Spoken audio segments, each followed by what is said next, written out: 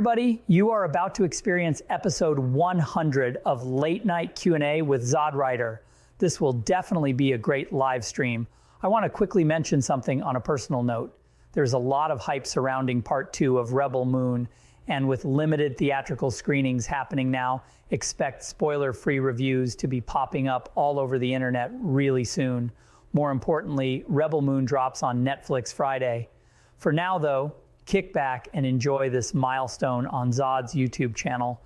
Maybe someday I'll join him on the panel. Wouldn't that be totally cool? I'm thinking along the lines of episode 300.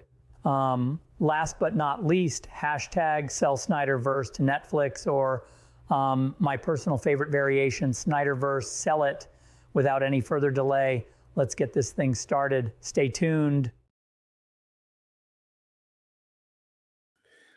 Welcome everybody to Late Night Q&A with ZodWriter, episode 100. I'm so glad that you all could be here tonight. This is going to be a fun episode for me. I've been wanting to get to episode 100 forever, and you know it's a tough show to put together because you got to get guests together and you got to make sure that everybody is available. And so I'm excited with the direction that this is going. And what's up, Rich Waldello? Good to see you. Trevor H in the chat, Super Bro Corey. We've got my man Aaron Fisher in the chat today. We got Costello's Way. You guys are great. Thank you so much for being here. Before I bring on my guests, I just want to thank everybody for participating and faithfully watching Late Night Q&A. I mean, it's great. I never expected to be able to keep doing this because I'd done a lot of things on my YouTube channel. I've made a lot of content over the years, and make no mistake, my primary main show is the show I do with APAS, which is I Don't Get It. But we've had some scheduling issues and stuff lately, so we haven't really had a chance to do as many episodes of I Don't Get It as we would like. So in the meantime, I've been really amping things up with I Don't Get It Late Night Q&A, and doing more episodes of Late Night Q&A as much as possible. We got Joker in here. We got Oracle Clock Tower, Lucas Ironside, Wayne Enterprises. What's up, man? Good to see you. But you know what? Without further ado, I want to bring on my special guests for tonight. That's right. I'm talking about special guests. I have two guests who have not been on my channel for quite some time.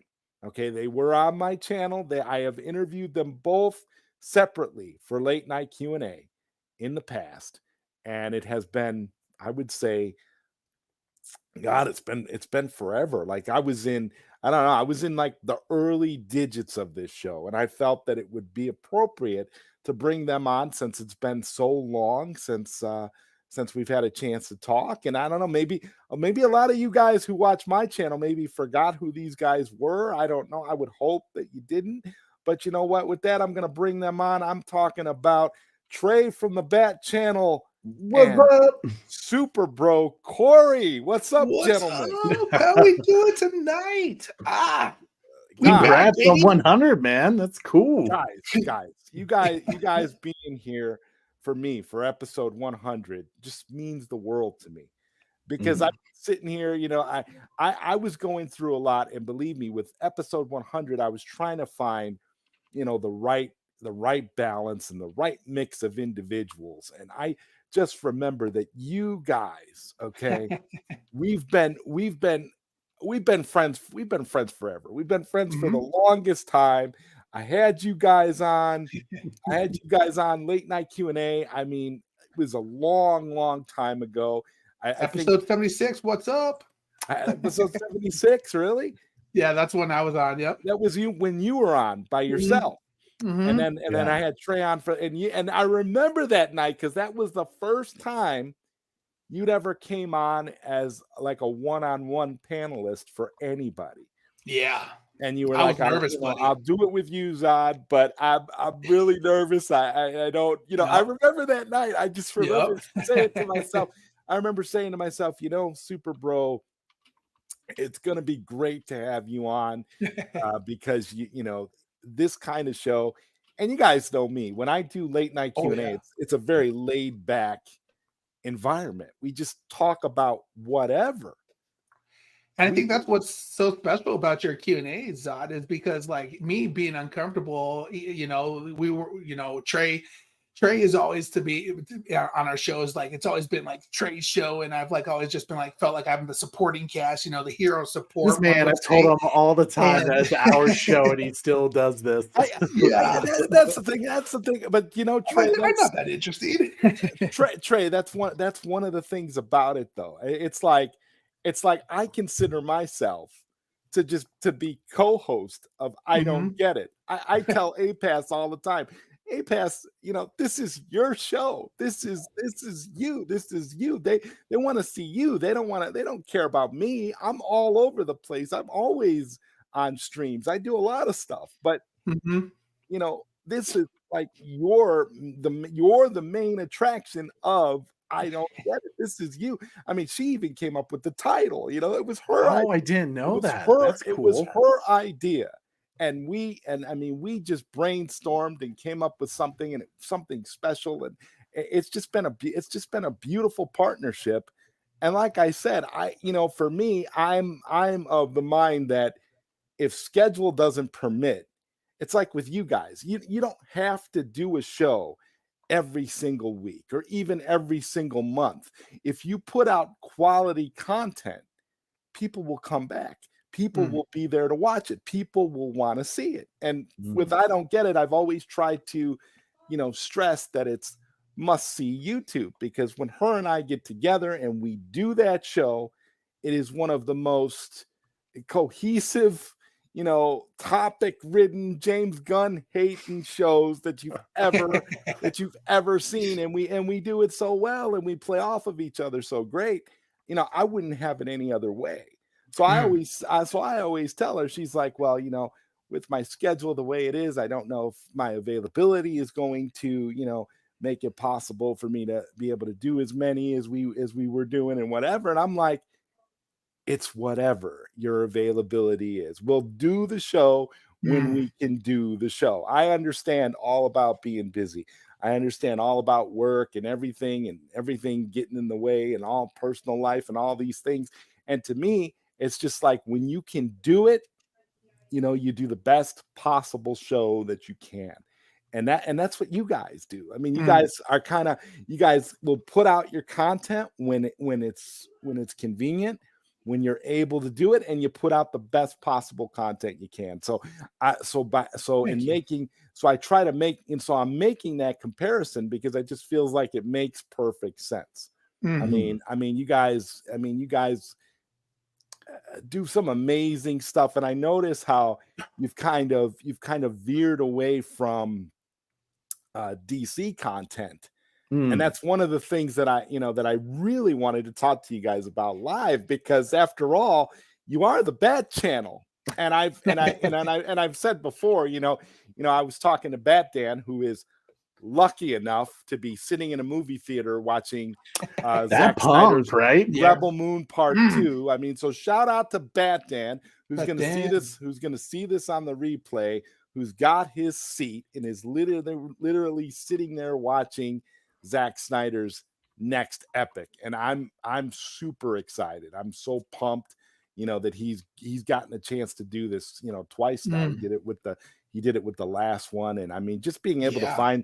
find that time to be able to go through all that effort, when they're not when they're not doing us all a solid, and Yeah.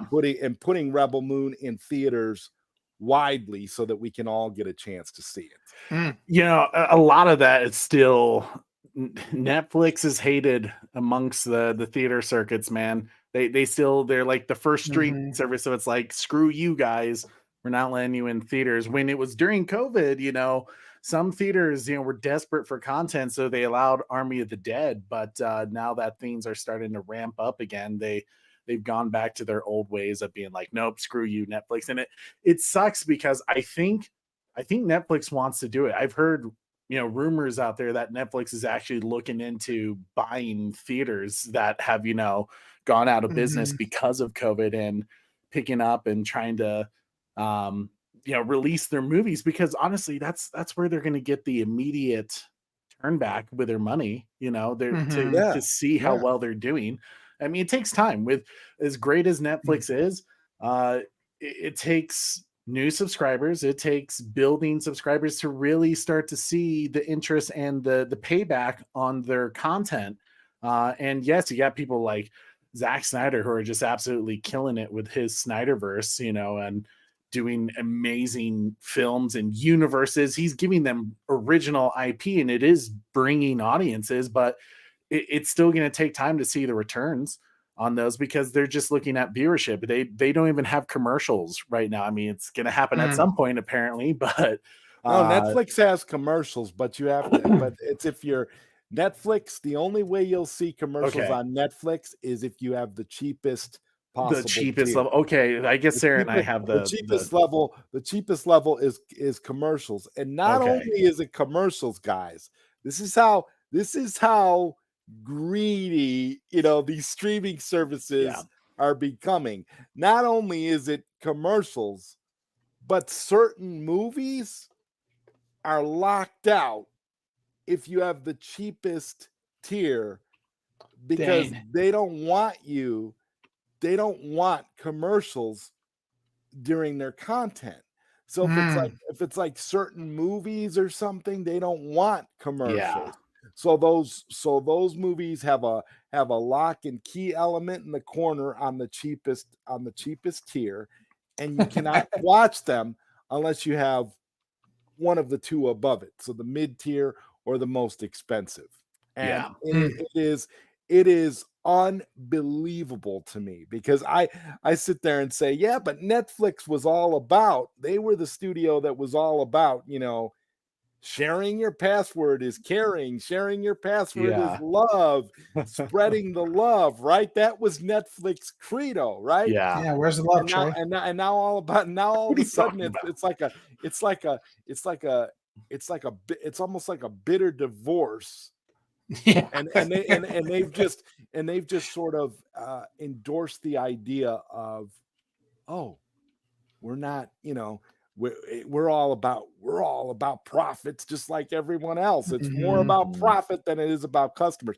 Now, don't get me wrong. I love Netflix. If there's any streaming service that I wholeheartedly believe that's worth paying for and that I will have until they go out of business or I die, whichever comes first, it's Netflix. Mm. Amen. I think that they provide the most quality. I think they provide the best bang for your buck, the most value. And I'm not just saying that because they're the home of Zack Snyder. I mean, I've had Netflix forever. I mean, back in the day, I used to have the envelopes where they do the DVDs and the Blu-rays, and you could just get them by mail, and then you watch them, stick them in your mailbox. 3 days later, Mm. get something out.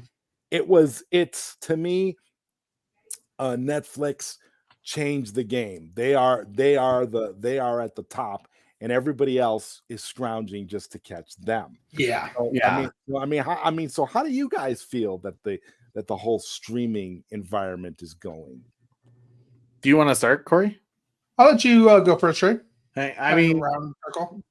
yeah, with streaming, it's a new beast, right? Especially with, I always kind of laugh because me being so close with the theater circuits. I mean, everyone knows how I feel about. I think the best way to see a movie is in the theater. I've seen it in a Dolby. Like, I am jealous of all the people, like Sky, Koj, Batdan, everyone who has gotten to see Rebel Moon Part 1 and Part 2 in the theaters. And here I am in Colorado, and I don't get that same opportunity. I mean, luckily, I kind of have a nice setup that I put some money into for, having a little bit of a taste of the home theater system. But like, there's just something about being in a theater with people. But when it comes to having streaming as an option, where you can view these incredible new IPs that maybe these studios wouldn't have taken a chance on, because you know it's if you don't get your money back in the theaters, it hurts. It hurts those studios a lot, as Warner Brothers has definitely seen, right?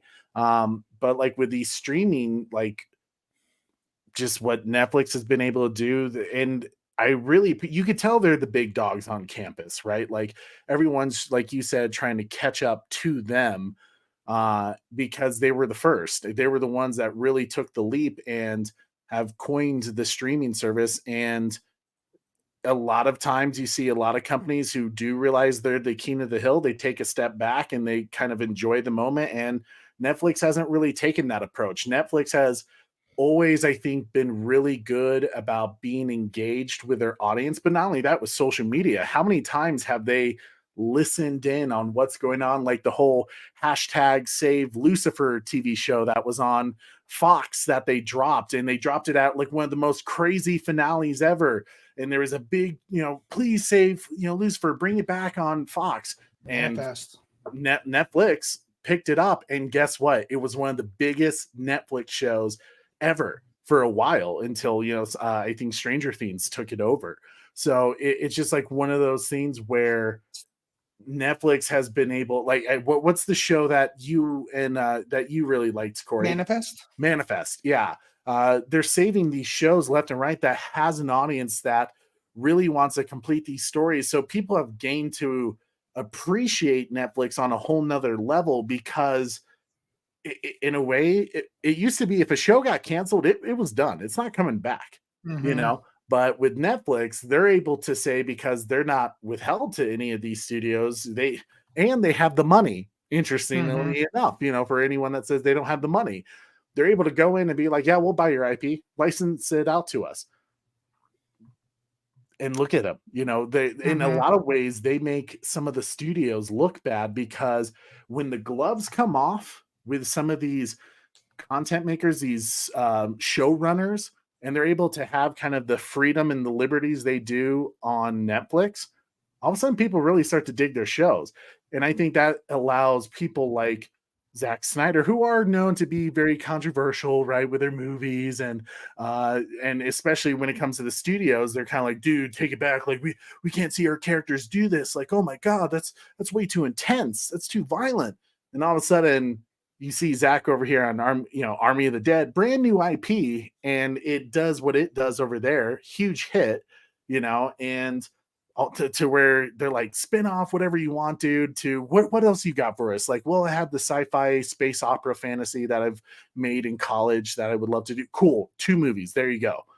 Like, talk about confidence. And yes, they have been known to cancel things here and there that haven't worked out for them. But to me, it seems like Netflix is very smart with their money, and they put the money where things are going to be successful. And there's been a lot of pressure on Netflix to do things. And I always say, Netflix, love them or hate them, there's content for everybody. There's some things that more conservative audience people have been like, oh my God, I can't believe you did this, Netflix.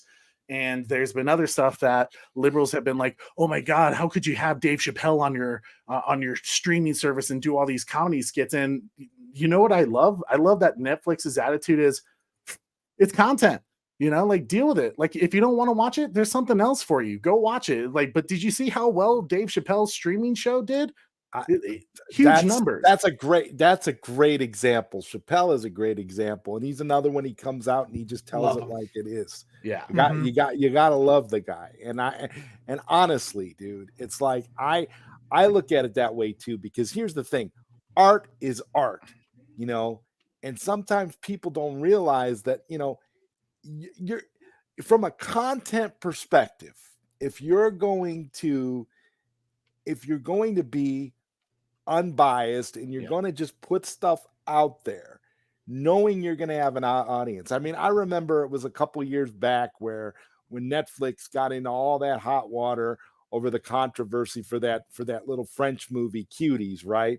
About the little girls, the dance troupe of little girls, and all the controversial elements of that movie, and all of the sexual undertones and innuendo and things that occurred in that.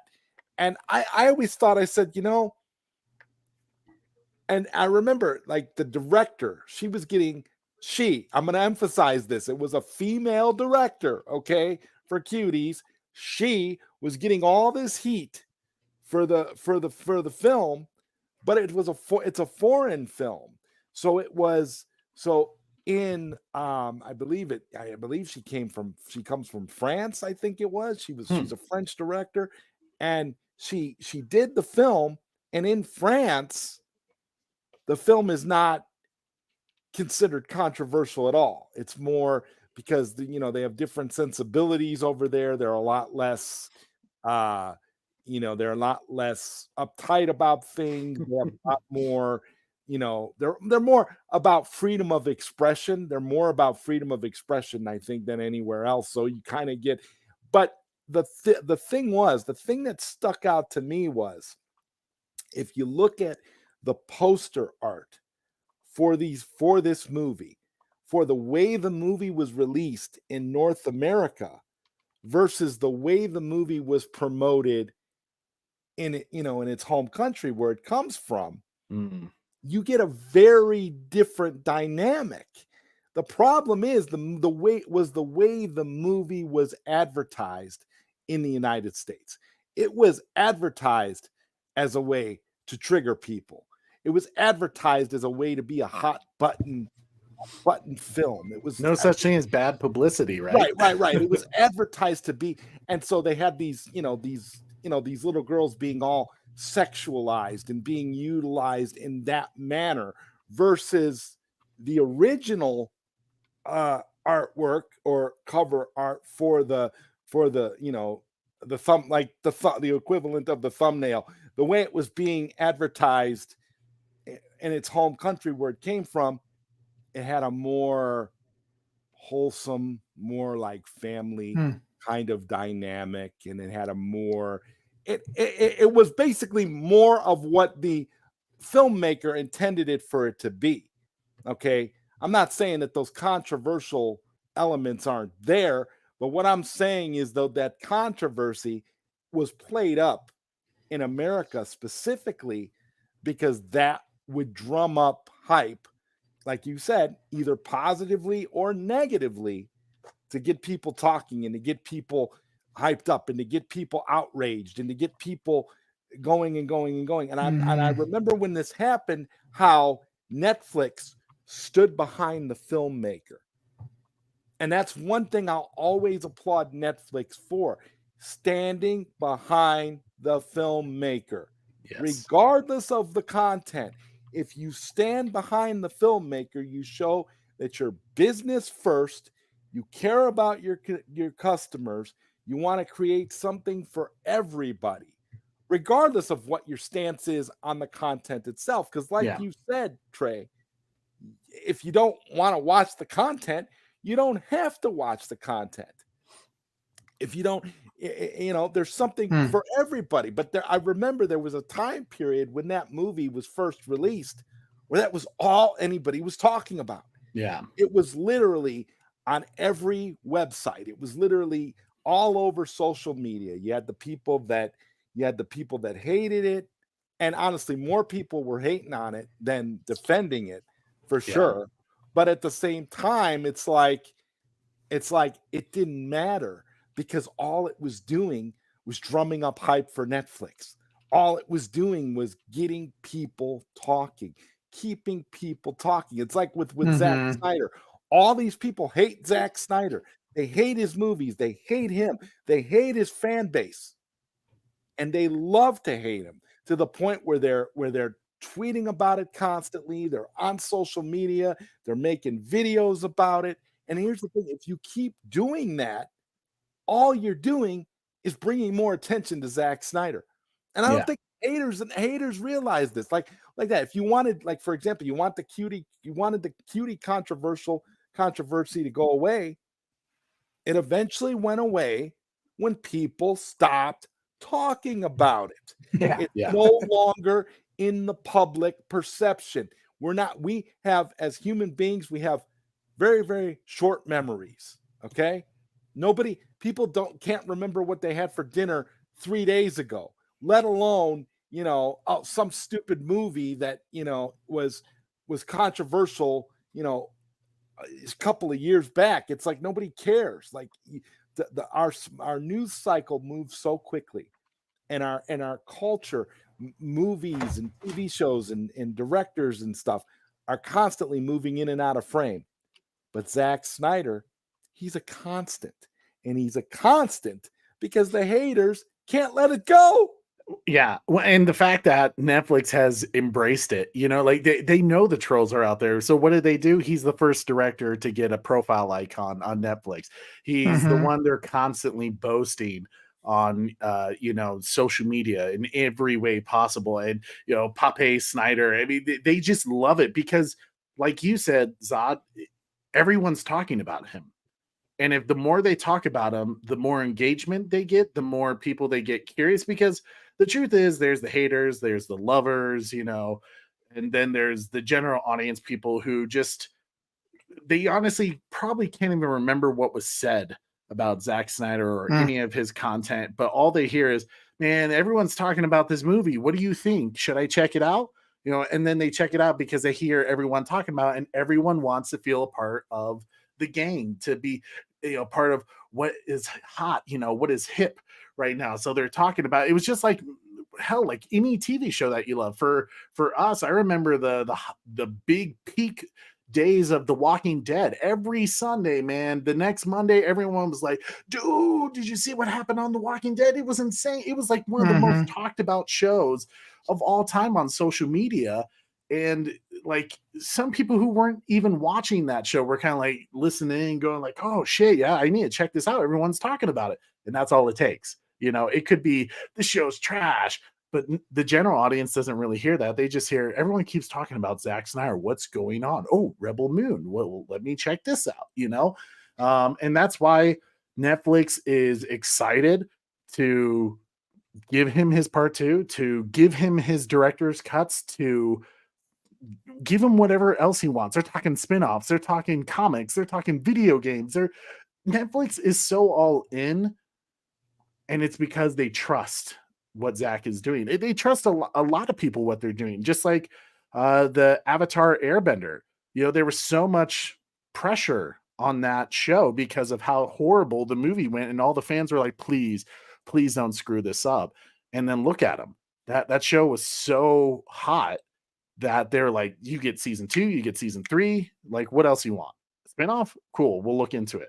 It's just one of those scenes where they go all in, and they trust the system. They get out of the way of their, their content creators, the people with the creative minds. They get out of their way because, like you said, that's their business forward thinking.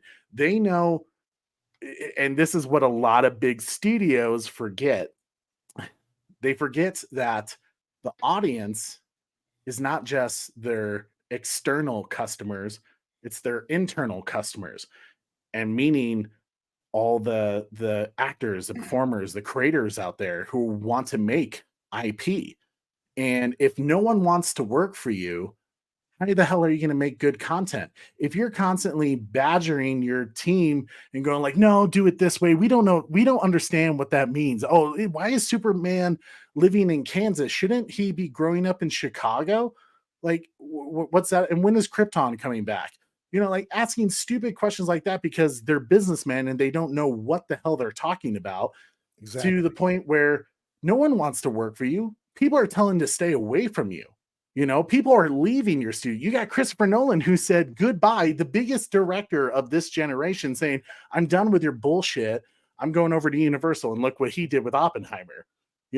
Imagine that. Imagine if Warner Brothers just let Christopher Nolan, one of the greatest directors, producers, writer, of our time, they just let him do his thing with Tenet.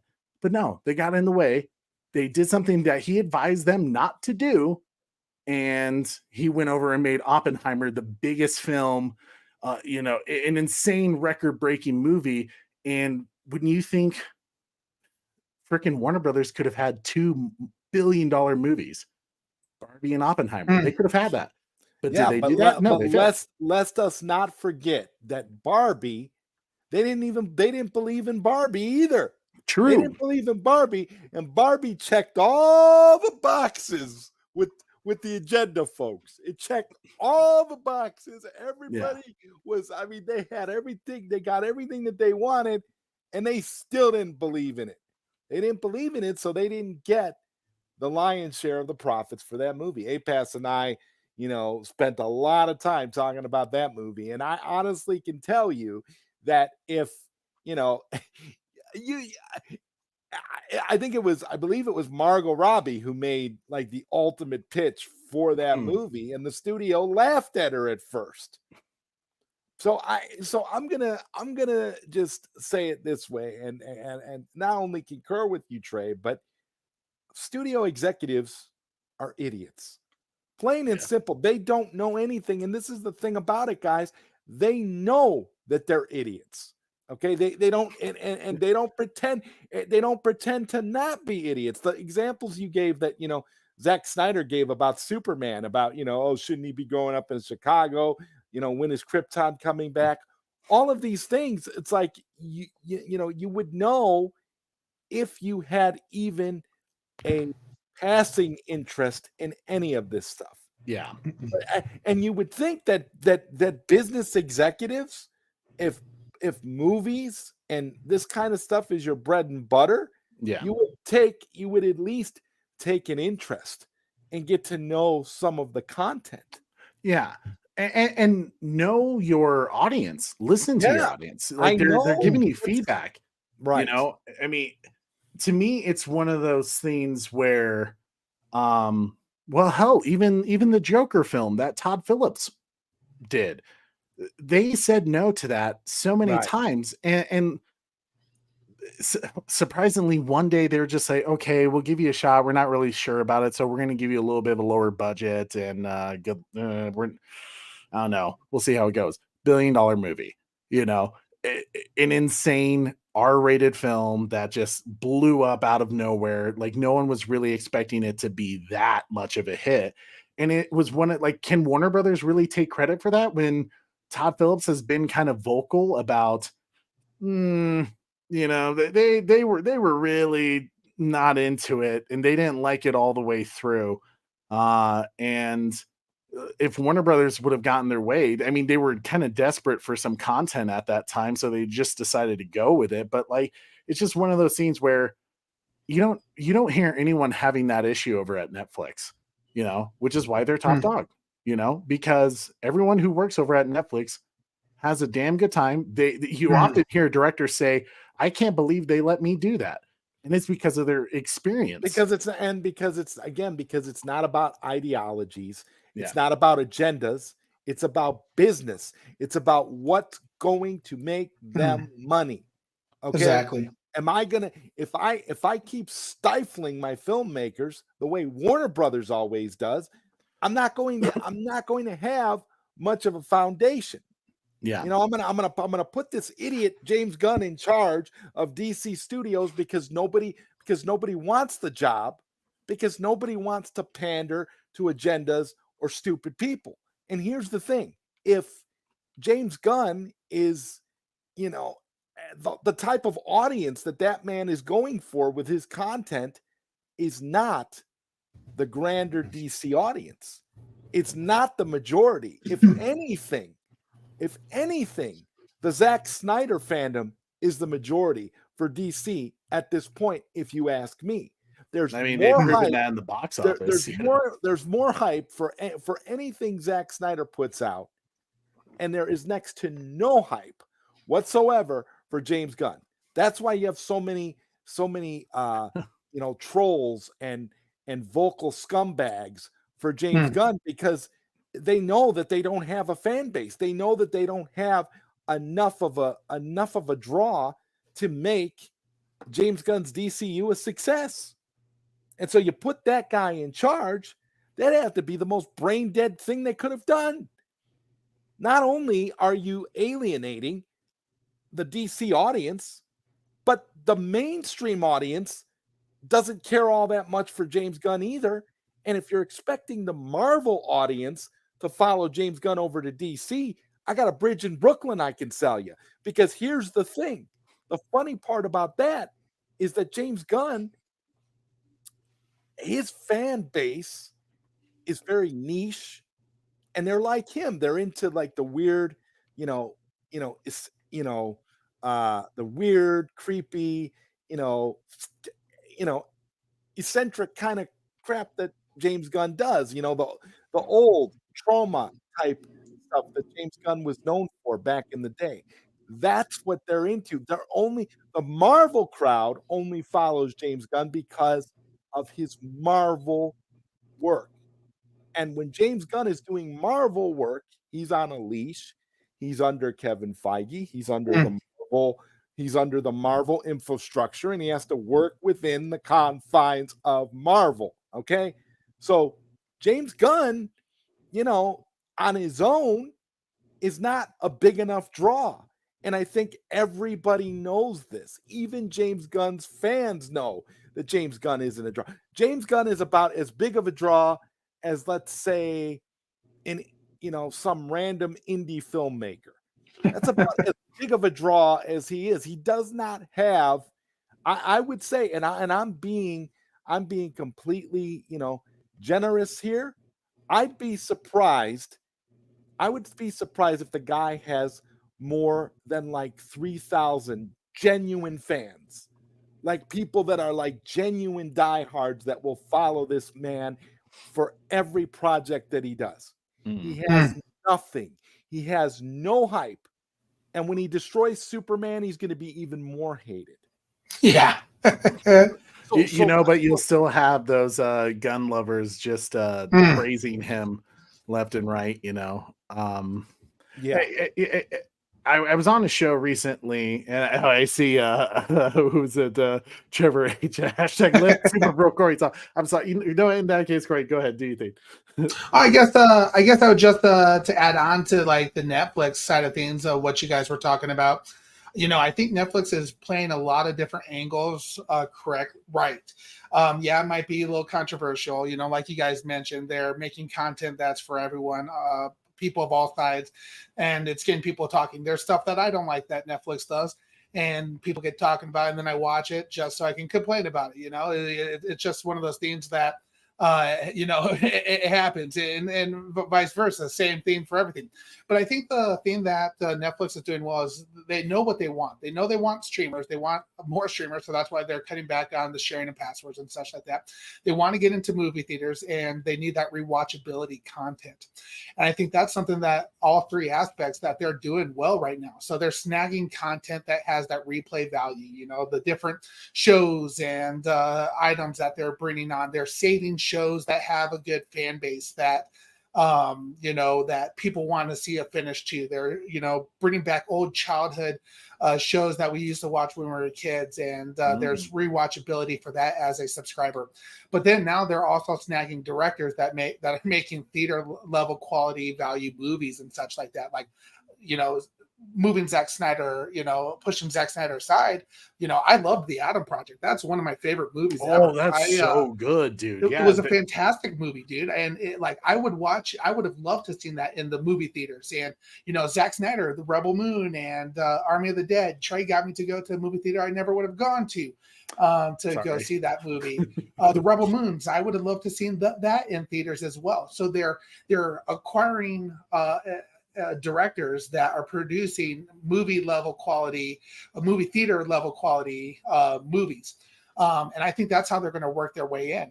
And then, the next thing that they're doing is, did I just hear today that they're going to start bringing like some live streaming as well? So WWE is coming, Raw and everything like that. So they're building themselves with a very strong foundation that they're going to, they took the market by storm way back when Blockbuster thought they were no big deal. I think the movie theaters are about to make a same mistake as Blockbuster did and underestimate the power of Netflix and what they're doing, because they're building a very strong foundation. They have the subscriber, they're getting subscribers. They have the foundation of content, quality content that is movie theater level. So they're going to break through and keep getting into the theaters, even though the theaters don't necessarily like them. And then the live streaming aspect is going to continue the rewatchability and everything, and the streaming repeatability of streamers continuing with them, and continuing on being a streamer with them instead of, just hop on to HBO Max for a few days and then boom, I'm gone again after my 7-day trial runs up with my 59th million new, email account or some shit like that. So Netflix is building a very strong foundation, and I think it's going to be interesting to watch how they really blockbuster the movie theaters and everything, as far as getting into them, as well as just building their overall entertainment side of things as well. I think the streaming world as a whole is starting to get little crowded. So they're trying to figure out. It's convoluted for sure. Yeah, exactly. Yeah. People are starting to get to the vibes. Well, I'm paying $10 for this, guys. $10 for HBO Max, $10 for $29 a month for ESPN, Corey, $30 for Hulu, Disney, and all that. I'm about to go back to cable. Corey, I'll do you one better. I'm seeing a bunch of YouTube videos from people saying why I quit streaming, cut the cord, and went back to DVDs and VHS tapes. Yeah, absolutely. Guys, I'm not gonna lie to you. I mean, I've got a big, physical media collection. I love physical media. I'm physical media till I die. And I will tell you though, I am falling into agreement with these sentiments, because absolutely you can go and you can pull out a disc at any time, watch it, or put in a tape if you want, or if you wish, if you have that old antiquated technology, and you can enjoy your content the way it was initially intended to be viewed. You don't have to worry about it getting edited. You don't have to worry about it getting removed or playing musical chairs with all the other streaming studios. It's kind of like, on the one hand, streaming is great because of the convenience factor, but on the other hand, it has a much darker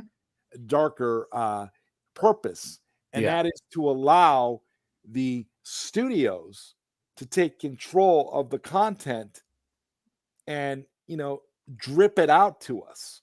In a way though, you're absolutely right about that, because look what Netflix has done. Netflix doesn't make most of their movies available for digital, love at a project or physical copy.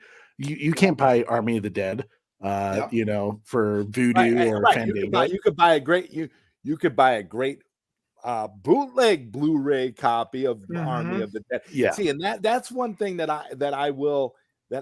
I'm fascinated by. Okay, studios see that there's a market for this content, right?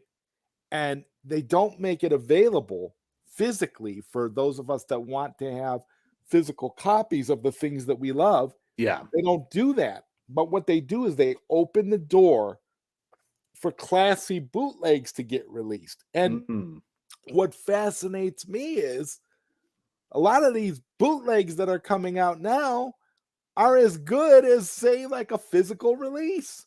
Like, for example, to this day, we still don't have an actual legit physical release of Zack Snyder's Justice League, Justice is Gray. The Justice is Gray version, we've never gotten a physical release of it. Yeah. But I've got a really great bootleg physical release of it with an official case cover. Looks beautiful, right? Fantastic. But we don't have an official release. That I long for the days of waking up at 4:38 in the morning and seeing the same 30-second rerun of the music or the DVD, a home screen playing for the 57th million time as I've been sleeping and passed out while I'm watching the movie. Yeah, the credits are already paused. Oh yeah, exactly. I'm down. Go back to physical media for sure. Well, I mean, even Christopher Nolan, right? He was very adamant about. He talked about one of the themes he was working on for so long after Oppenheimer was the physical release. He kept saying like, I wanted to ensure. He's like, I built this movie for IMAX, right? He's like, it was designed for this. He's like, but what happens when it comes out on physical copy? I want to make sure that you guys have a similar, best possible quality experience at home when you buy the physical copy. So he worked tweaking the movie again to make it what you got at home now. So I mean, there is that element to it, and I would be curious to know from Max how many of their subscribers dropped when they released the physical copy of Zack Snyder's Justice League. You know, because a lot of us were kind of like, we kind of kept minimum of 2 here. Yeah, you know, I dropped as soon as Zack Snyder's Justice League came available on physical media. I dropped it. I dropped it too. I dropped it as well. And to be honest with you, there was movies like I literally told my wife, Hulu, when Hulu came out with that Prey movie for the Predator franchise, she kept asking me like, Trey, can we drop Hulu? Is there any reason why you're watching Hulu? I was like, I don't want to get rid of it because the Prey movie's on there because I think that's an amazing movie. If you know where to look, there's a great Prey finally did get a physical release. But before that, there was a great bootleg that was released that was sought after by a lot of people because it was a fantastic physical release, but it was a bootleg. Interesting. But as soon as like you said, Prey came on physical copy, bought it, and I was like, okay, we can drop Hulu. Right now, I'll give you an example. Right now, there's one show that I'm really, really loving right now that I think is the best show on TV right now and on streaming right now, and that is X-Men 97 over at Disney Plus. They are killing it. Is it really as good as It is as good. It is as good as the original X-Men animated series, if not a little better at this point. Wow. And that's high praise coming from me because I absolutely love X-Men the animated series. Yeah. What I will tell you guys is if you were ever a fan of X-Men the animated series from the 90s, the show on Disney Plus, oh my God. X-Men 97 is the perfect continuity. Wow. Continuation so far. Now, I'm not saying they can't screw it up, but from what they've done so far, these first 5-6 episodes, it is a phenomenal achievement. I don't know how it's one of those anomalies. Like, how is this even possible in the age that we're living in to just straight up adapt material the way you're supposed to? I don't know. But guys, before we continue on with this discussion and any other topics we're going to have tonight, we've got another guest in the back right now waiting to join the panel. This is this is episode 100 of Late Night Q&A. I'd like to welcome someone who hasn't been here for a while, but he was definitely here for Late Night Q&A, and he definitely streams a lot with you guys. Ladies and gentlemen, I want to welcome Mr. Lord Koj to the panel. What's up, Koj? What's up, guys? Thanks for having me. I'm glad I can make it, and thank you for the invite. Wow. Of course. 100. Of course, man. Episode 100, man. I had to have all you guys here because this has kind of become a panel in and of itself. And I want to talk a little bit about that since you guys are all here now. Koj has been doing some phenomenal work on his YouTube channel with you two guys.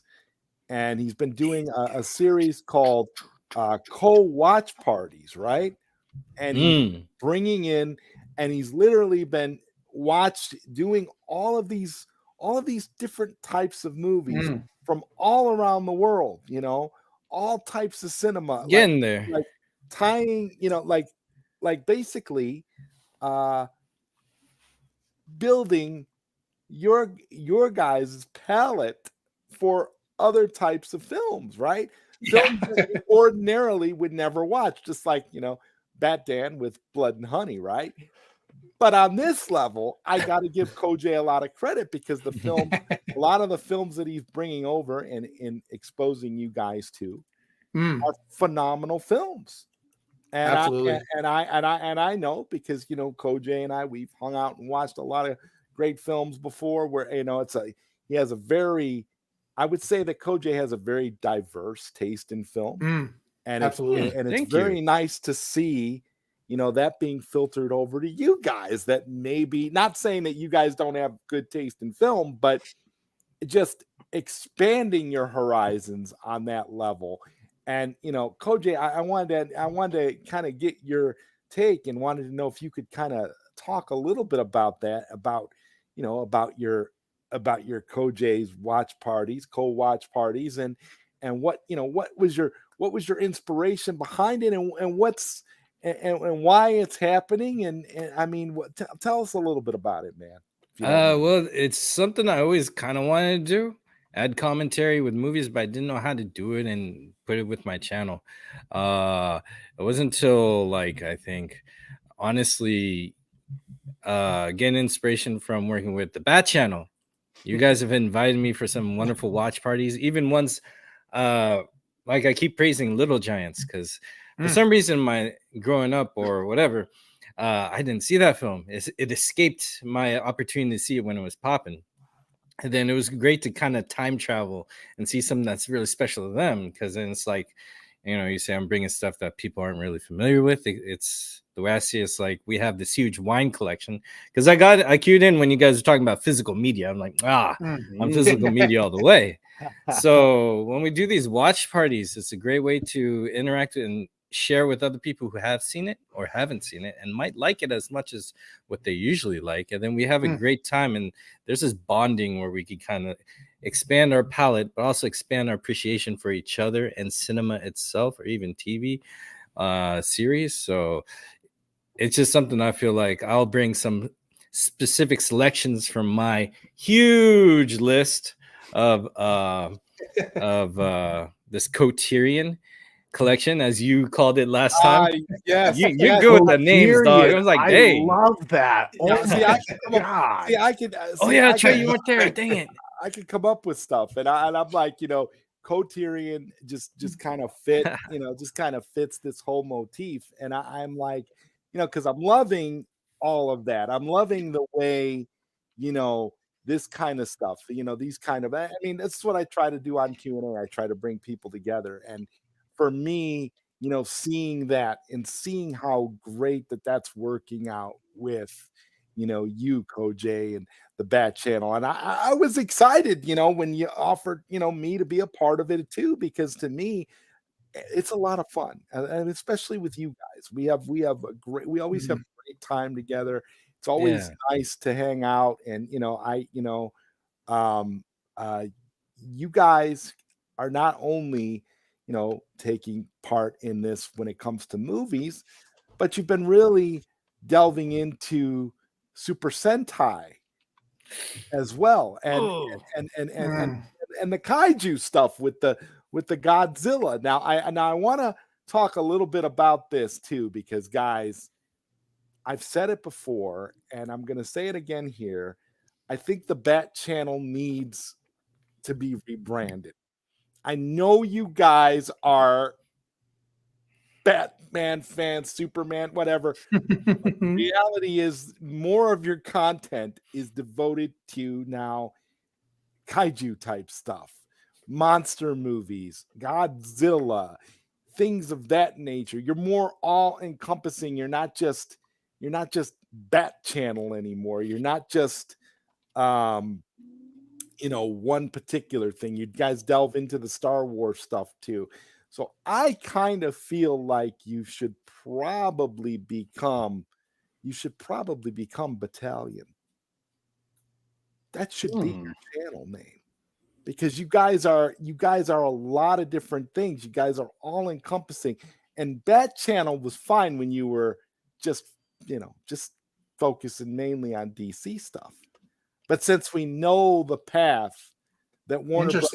Decided to take DC, it's hard to really be excited for much of what they're doing. Now we have, we're of course hopeful and optimistic about Snyderverse to Netflix, and we're happy.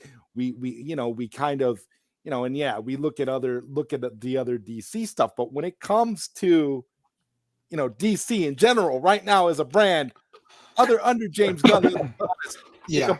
it completely sucks and does not need to be highlighted in any way, shape, or form by any of us. So, yeah, I think my 2 cents on that, guys. For sure.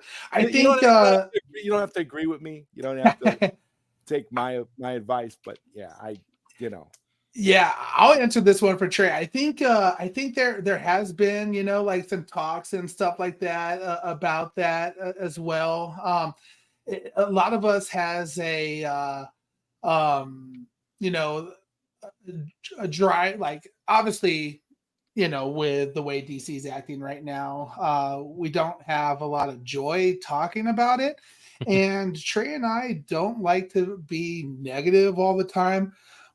We try not to be negative on our channels. It happens sometimes, but when we get super frustrated with something, but we want to do stuff that brings joy to us as well as to all of you guys. So it's been tough to talk about DC right now because we're not finding much joy in DC. Amen. Now, it's been a great time to be a Godzilla and Kaiju fan. Great time to, some of the recent Star Wars shows have been absolutely amazing as well to watch, and we've been having some fun watching and doing some things that hasn't really necessarily been DC related. So it has been something that Trey and I have kind of discussed a little bit. But there's also something about we want to keep it true to the roots of what we started off with as well too. So I understand that, Corey. 100%. Yeah. But Trey, but the Battalion Trey channel is an interesting you, name for sure. Trey, behind you right now, if you move over a little bit, what is front and center there, my friend? what's behind Trey from the Bad Channel? Right behind. It is a lot of Godzilla at the moment. I have the Super Sentai DVD that our boy Kojay sent me. Can't wait to finally check out this season. That one's gonna be fire. A lot of Godzilla. There is a Batman comic right there, right next to Rebel Moon, Ghostbusters. The AMC exclusive popcorn stuff, the Millennium Falcon. We're everything. I'm gonna look here for the $1.99 super chat from the great Costello's Way. He says, "World's finest bro channel. You can copyright it." Listen, I'm gonna do that, and I'm Costello. I'm gonna have to give you something for that, man. I mean, I think that's a great suggestion, and not just a pow or something like that. I'm gonna find something appropriate here for you, my friend. Let me see what we got here. We can give you something interesting here if I could find it. I had an idea. I will say, Phil, that Batfleck animation you did, dude, fire. Hello, I am Amika, an artificial human designed to one day conquer planet Earth. In the meantime, please continue on as mindless human sheep. You should all continue watching APAS and ZodWriter while supporting them with super chats on YouTube. Do you really think artificial intelligence and humankind are destined to peacefully coexist? I don't get it. Please like, share, and subscribe. That is awesome, dude. Wow. If that wasn't creepy enough for you, I don't know what was. And hey, I apologize this being late night Q&A, and I'm using I don't get it AI clips, but that's really all I got. But thank you very much for the super chat. I appreciate it. And actually, not for nothing, I like the title, World's Finest Bro Channel. I think that's awesome. All this AI talk got me like, Make me think of the Snyderbots video we did. That was such I thought that video was hilarious. Oh my god. Yeah, man. I won't go too much off of what Corey said because he was already spot on. I mean, we have one thing that I remember our dad always saying was he's like, well, the Bat Channel, like, what does that mean? And I was just like, well, when we first started, it was DC content, right? Like, we were going to focus on that because that's what That's what we were about. And he's like, but you're so passionate about other things as well. Like you love Godzilla, you love Jurassic Park, you love Star Wars, you love all, Back to the Future, all these other things. You love movies. And he's like, so what if you just started like broadcasting television channel? It stands for Bat Channel. I was like, oh, that's an interesting thought. Like maybe that will come to fruition at some point in the day. And which is why we've kind of created those like series, right? Those groups where we have the Monarch Monstars, we have the Park Rangers with Jurassic Park fans, we have the what did we have, Corey? The Northern Rain. I'm totally spacing. Northern Riders, Rangers, Northern whatever. Riders, with Lord of the Rings and stuff like that, and our Delta Squad with Star Wars, and so I mean, we've definitely expanded, and the idea that there's ideas that we've implemented that have reason to it. Like we're not just throwing out these series to be like, hey, we can do all this stuff. There's a plan, there's a vision in the future that will be revealed when the time is right, when the channel has gotten big enough, to where we can do some really cool things with these different groups, with the Monarch Monsters, with the Delta Squad, with the Bat Channel Battalion, so there was always ideas that everything we do is not without reason, so.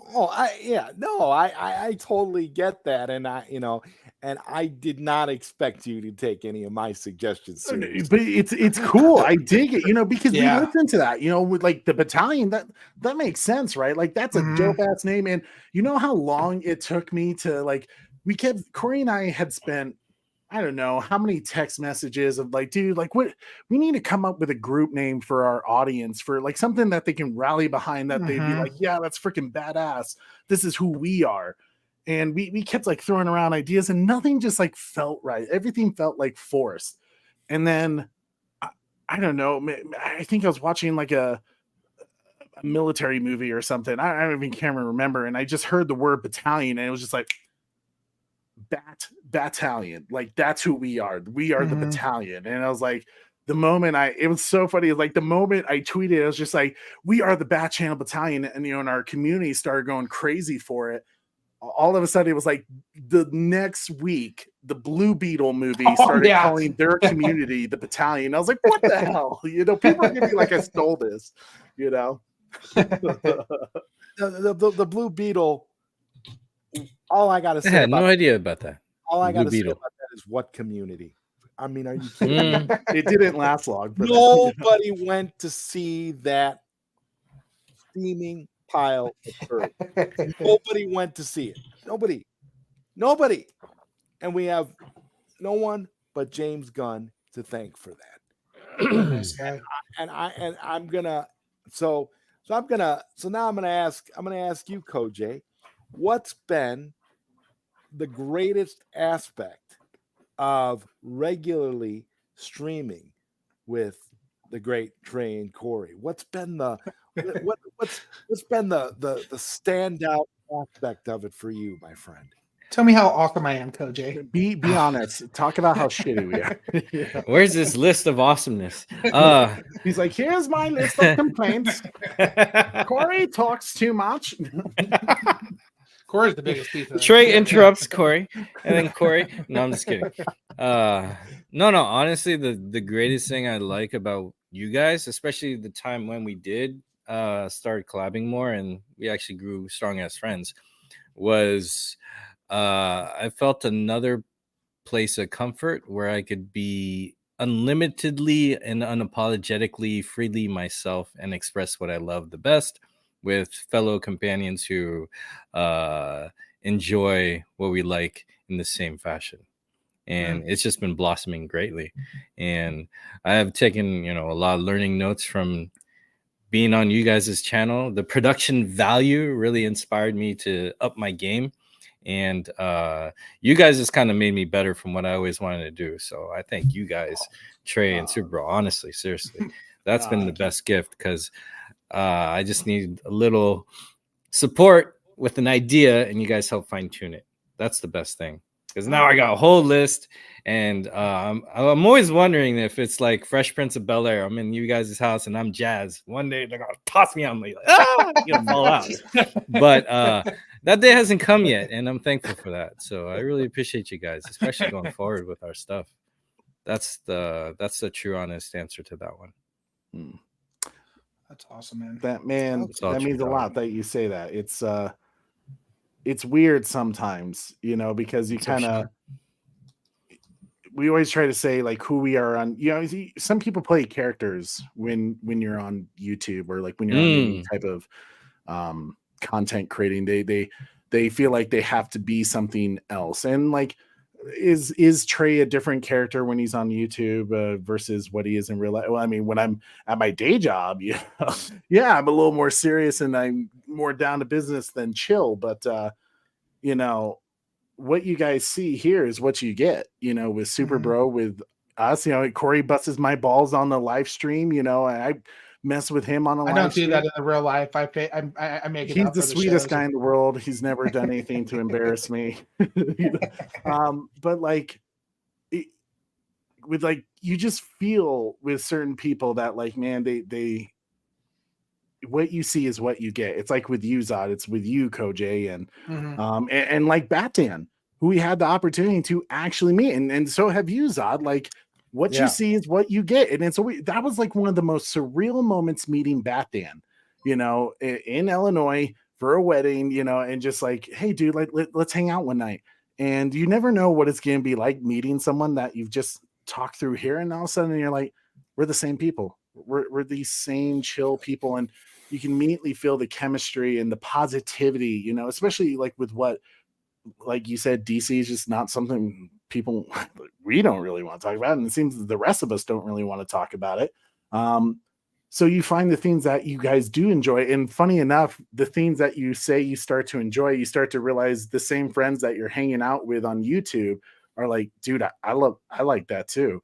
Like with you and Star Wars and Koj with Godzilla and even Power Rangers that got us into Super Sentai, which has been like a wild experience. I mean, when Koj came up to us with this idea, he's just like, he kept pushing it too. It was just, and not that we weren't interested. It was just kind of like, oh, well, this is like Super Sentai. I didn't even know that was a thing. I always thought Power Ranger guy. Yeah, I was just like, I thought that was just original. So the first time Koj like, showed us a video of Super Sentai, we were constantly, I think you could actually see it on the first watch party with Koj. We were like, oh my God, Rita, what the hell, Rita? These freaking Power Rangers, like, let's go, come on. And all of a sudden you start to see that our brains are getting changed to where like, oh, the Zoo Rangers, man. Super Sentai fans. Come on, Bandora, you're such a punk. And to the point where we were always like, go Power Rangers, like starting to sing the song, to now we're like, singing Zoo Rangers. We start doing that stuff. So it's like, it's so funny how seeing the other things that people are passionate about and then like showing you is like one of the greatest things ever, with Along with the Gods, the Great Wall. Yeah, it's just, we've had so many Great Battle.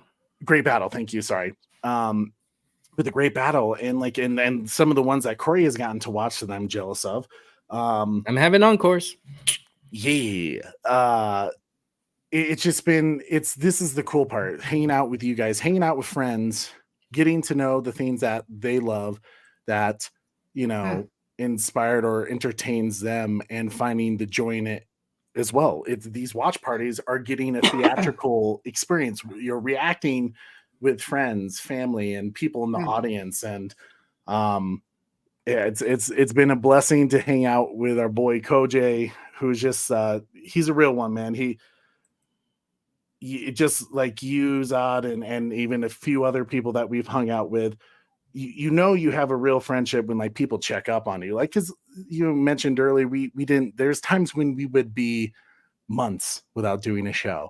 And you kind of go like, I guess, like maybe we haven't heard from people, like maybe the audience, like, we don't need to be around. That's fine. I can find my day. And then all of a sudden you get a message from you get a message from Koj, you get a message for Retro Nergo, and all these other people are like, hey man, how you doing? Like, what's up? What have you been up to? I miss you. And you're like, oh shit. Hi guys. Like, how are you? And you just start talking on the back end, like, this is what I love right here. The relationships you've grown, like the relationships we built with our audience, with our friends, with you guys, all you people, with the battalion, the ZodWriter crazies, and the Koj fighters, the Sil Abdul, Sil Nation, it's just all those crazy cats that we've hung out with. And it's like, you can't help but just smile and be like, look at all the things that we've gotten to do with just crazy thing of YouTube. Like, I'm grateful for it. Well, that's one of the greatest, gifts and things about life in general is relationships, is the, building of relationships and friendships. And whether, you have that best friend who lives close by, or you're hanging out with us on the Bat Channel or on ZodWriter's show, Late Night Q&A, or on Koj's streams and co-watch parties and such like that.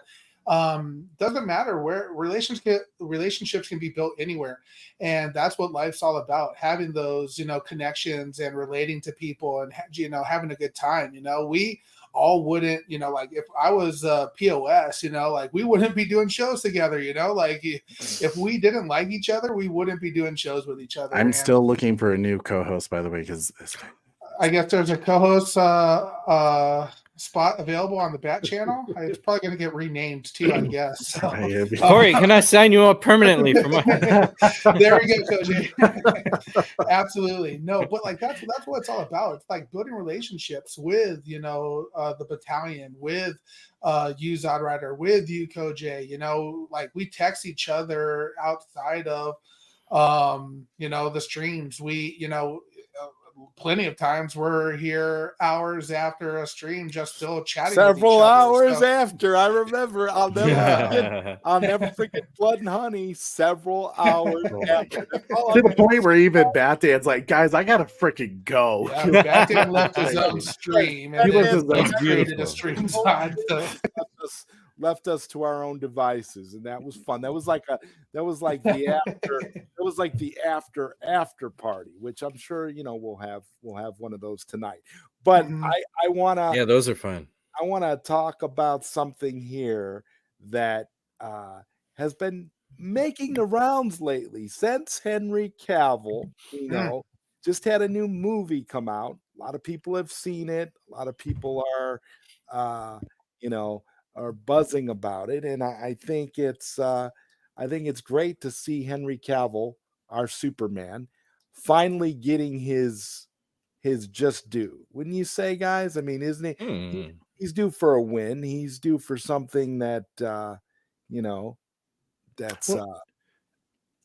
Kudos to Henry Cavill. I mean, what a slap in the face that Warner Brothers did to him. And like that, to me, I don't care, like the fact that, like, yes, we're biased because he's our Superman and that's our guy, right? Right. That's our guy. It's bad business practice to make the promises that they did to him and then be like, haha, just kidding, out the door. Right. And kudos to him, because you could tell he was hurt by that. Remember the excitement that was generated when he was like, I'm back, and he did that interview, and you could see the smile on his face. He was ready to go. It was like a dream come true for him, that unfinished business, right? And he was finally getting to get back to it, and they pulled it away from him without a sorry and apology. It was just kind of like, we're going in different directions. Suck it. You didn't sign a contract. Silly on you. And he could have been like, what the fuck, gone to social media, been like, fuck you guys and all that, and like tore them apart to get social media to rise against him. But no, he said like, okay, I get it. Well, I'm going to go do this now, and I'm going to go do this, and I'm going to do that. Hey, I'm doing Warhammer 40,000, I'm going to go do Argyle. I'm going to do this new movie, and he's going to do Highlander and the Highlander, movie, and, which I'm excited about. I am too. That sounds nice. I am a huge Highlander fan, and the movie in theaters right now, The Ministry, McLeod, Gentlemanly Warfare, is doing very well. So from what I've heard, it's a really good movie. I'm excited to see it. I haven't seen it yet, and but that's not what I want to talk about right now, guys. There is a trailer making the rounds currently from a group of people that makes a bunch of AI trailer concepts about movies and things that they'd like to see.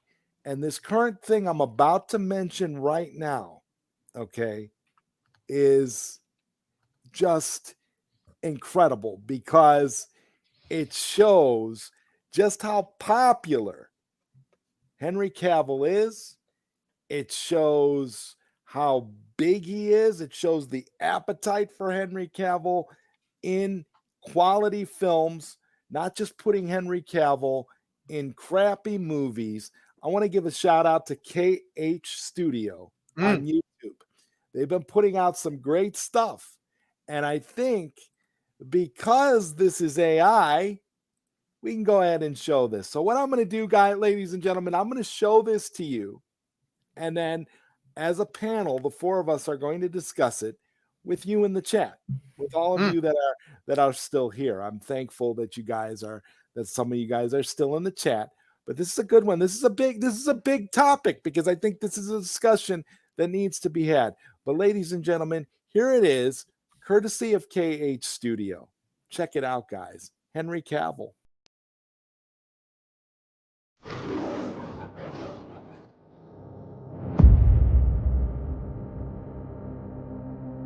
We are not like the others.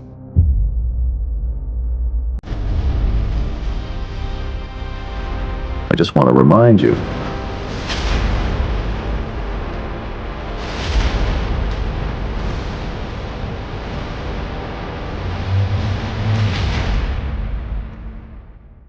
that I never miss.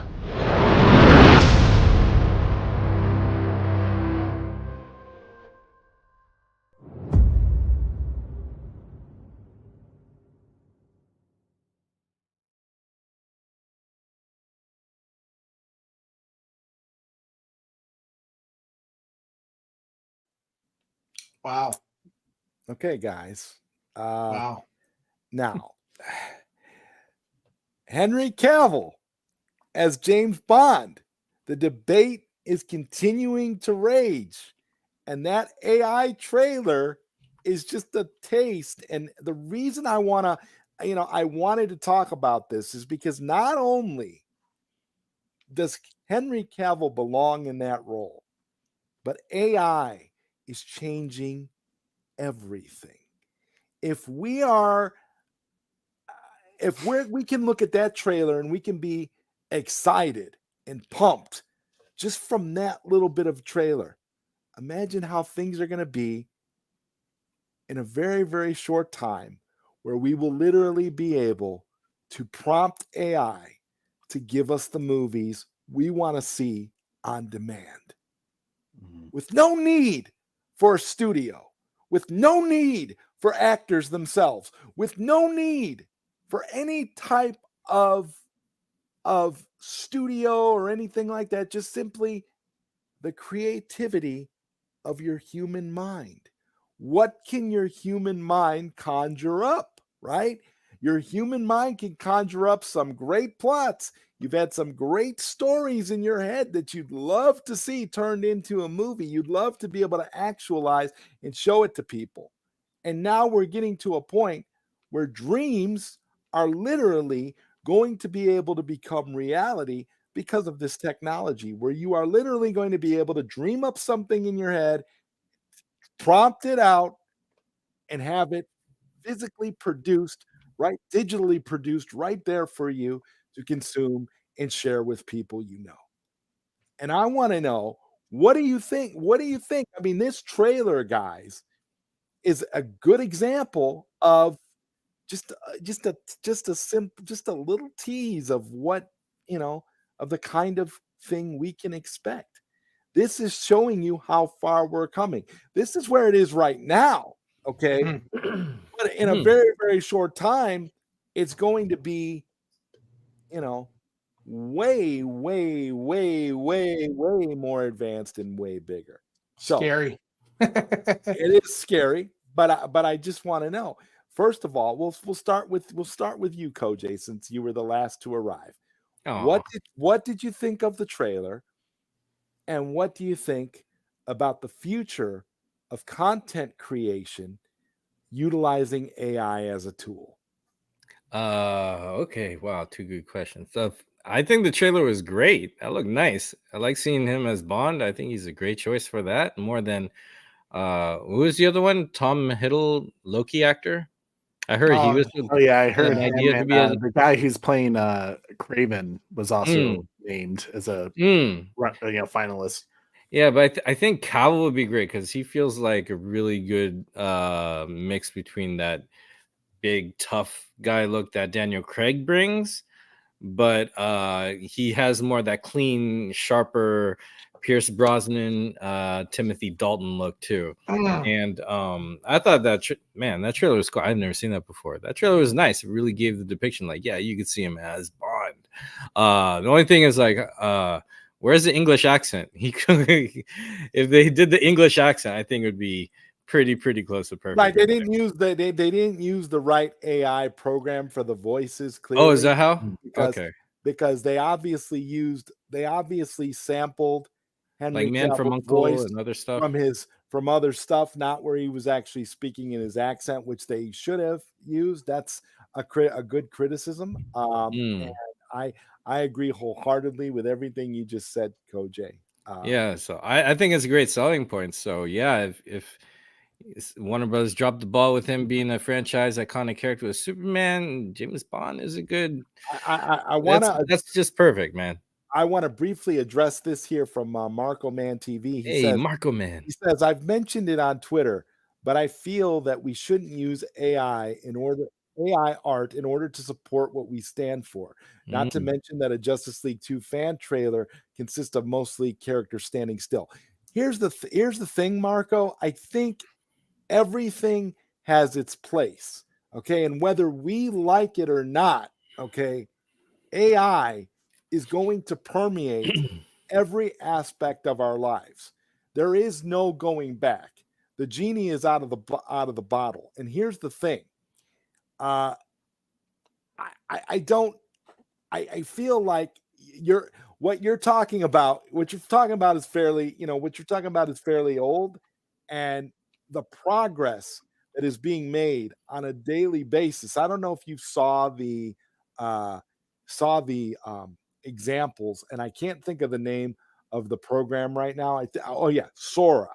There's a video AI video program called Sora that literally produces photorealistic video on demand just from prompts, and it is seamless and it is indistinguishable from real life, from anything that you could watch on film or TV. So a lot of people, I think, were critical about AI in the beginning because there's things that AI couldn't get right, like they would always like mess up the fingers of human beings and different things like that. I'm sure you guys have seen the images and the video mm.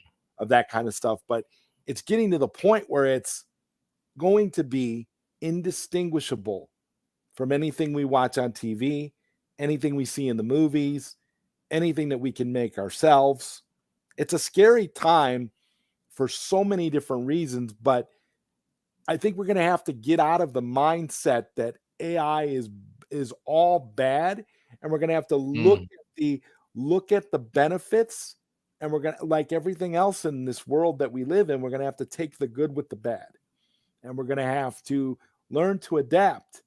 That's the only way humanity is going to survive.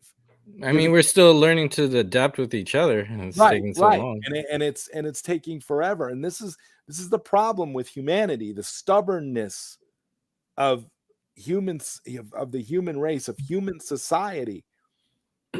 Human stubbornness is what's holding us back as a species. And this is just my personal belief, and I feel like we have to be more open. We have to be more willing to stop looking at every technology that comes around as the end of everything. Mm. Because if you look back in the history, Marco, you'll see that when horse and buggy was a thing, the person that came up with the automobile was called a quack and was treated as a kook and was an outcast.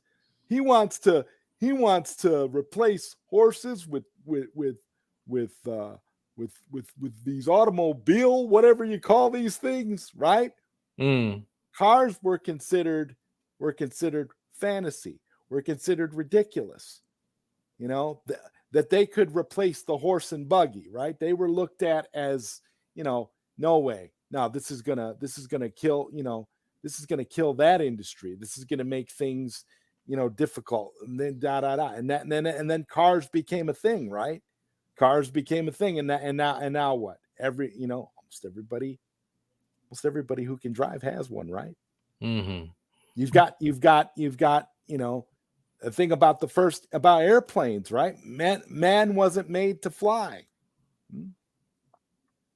So All these technologies, you gotta see that these technologies are just a part of humanity evolving. And remember, AI is a creation of humanity. Human beings created AI. So, I mean, I think this is the one case though where AI can surpass its creator, and that's what everybody is afraid of. But ultimately, we kind of gotta learn to coexist with it, right? Because there's going to be a lot of advancements as well as a lot of negatives and things that are going to come from it. So we have to kind of be prepared as a society because otherwise we're already done. Koj, go ahead. No, that's great. I could piggyback off of that. I don't believe we should be scared of AI because, as great as AI is, I see it is always going to be limited because it can only get information from one or two sources, either visual or language based or numbers. Meaning, we as humans, we get information not just from what we see, but from what we hear, from what we touch. Like if you put your hand on a bark of tree and rub it down, you'll feel how different each tree is, and that'll hit your senses and it'll affect your body.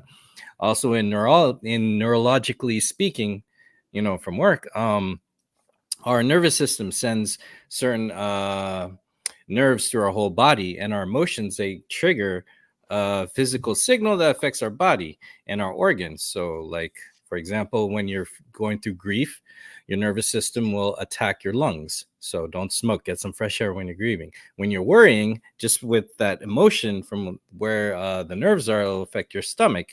When you're angry, your nerves will affect your liver. And obviously don't drink when you're angry. A lot of us do, so that's probably bad. Yeah, when you're angry. And also there's stress affects the heart. Now we as human beings, we make a lot of decisions and revelations off of multiple sources of information we get from what we feel, what we see, what we hear.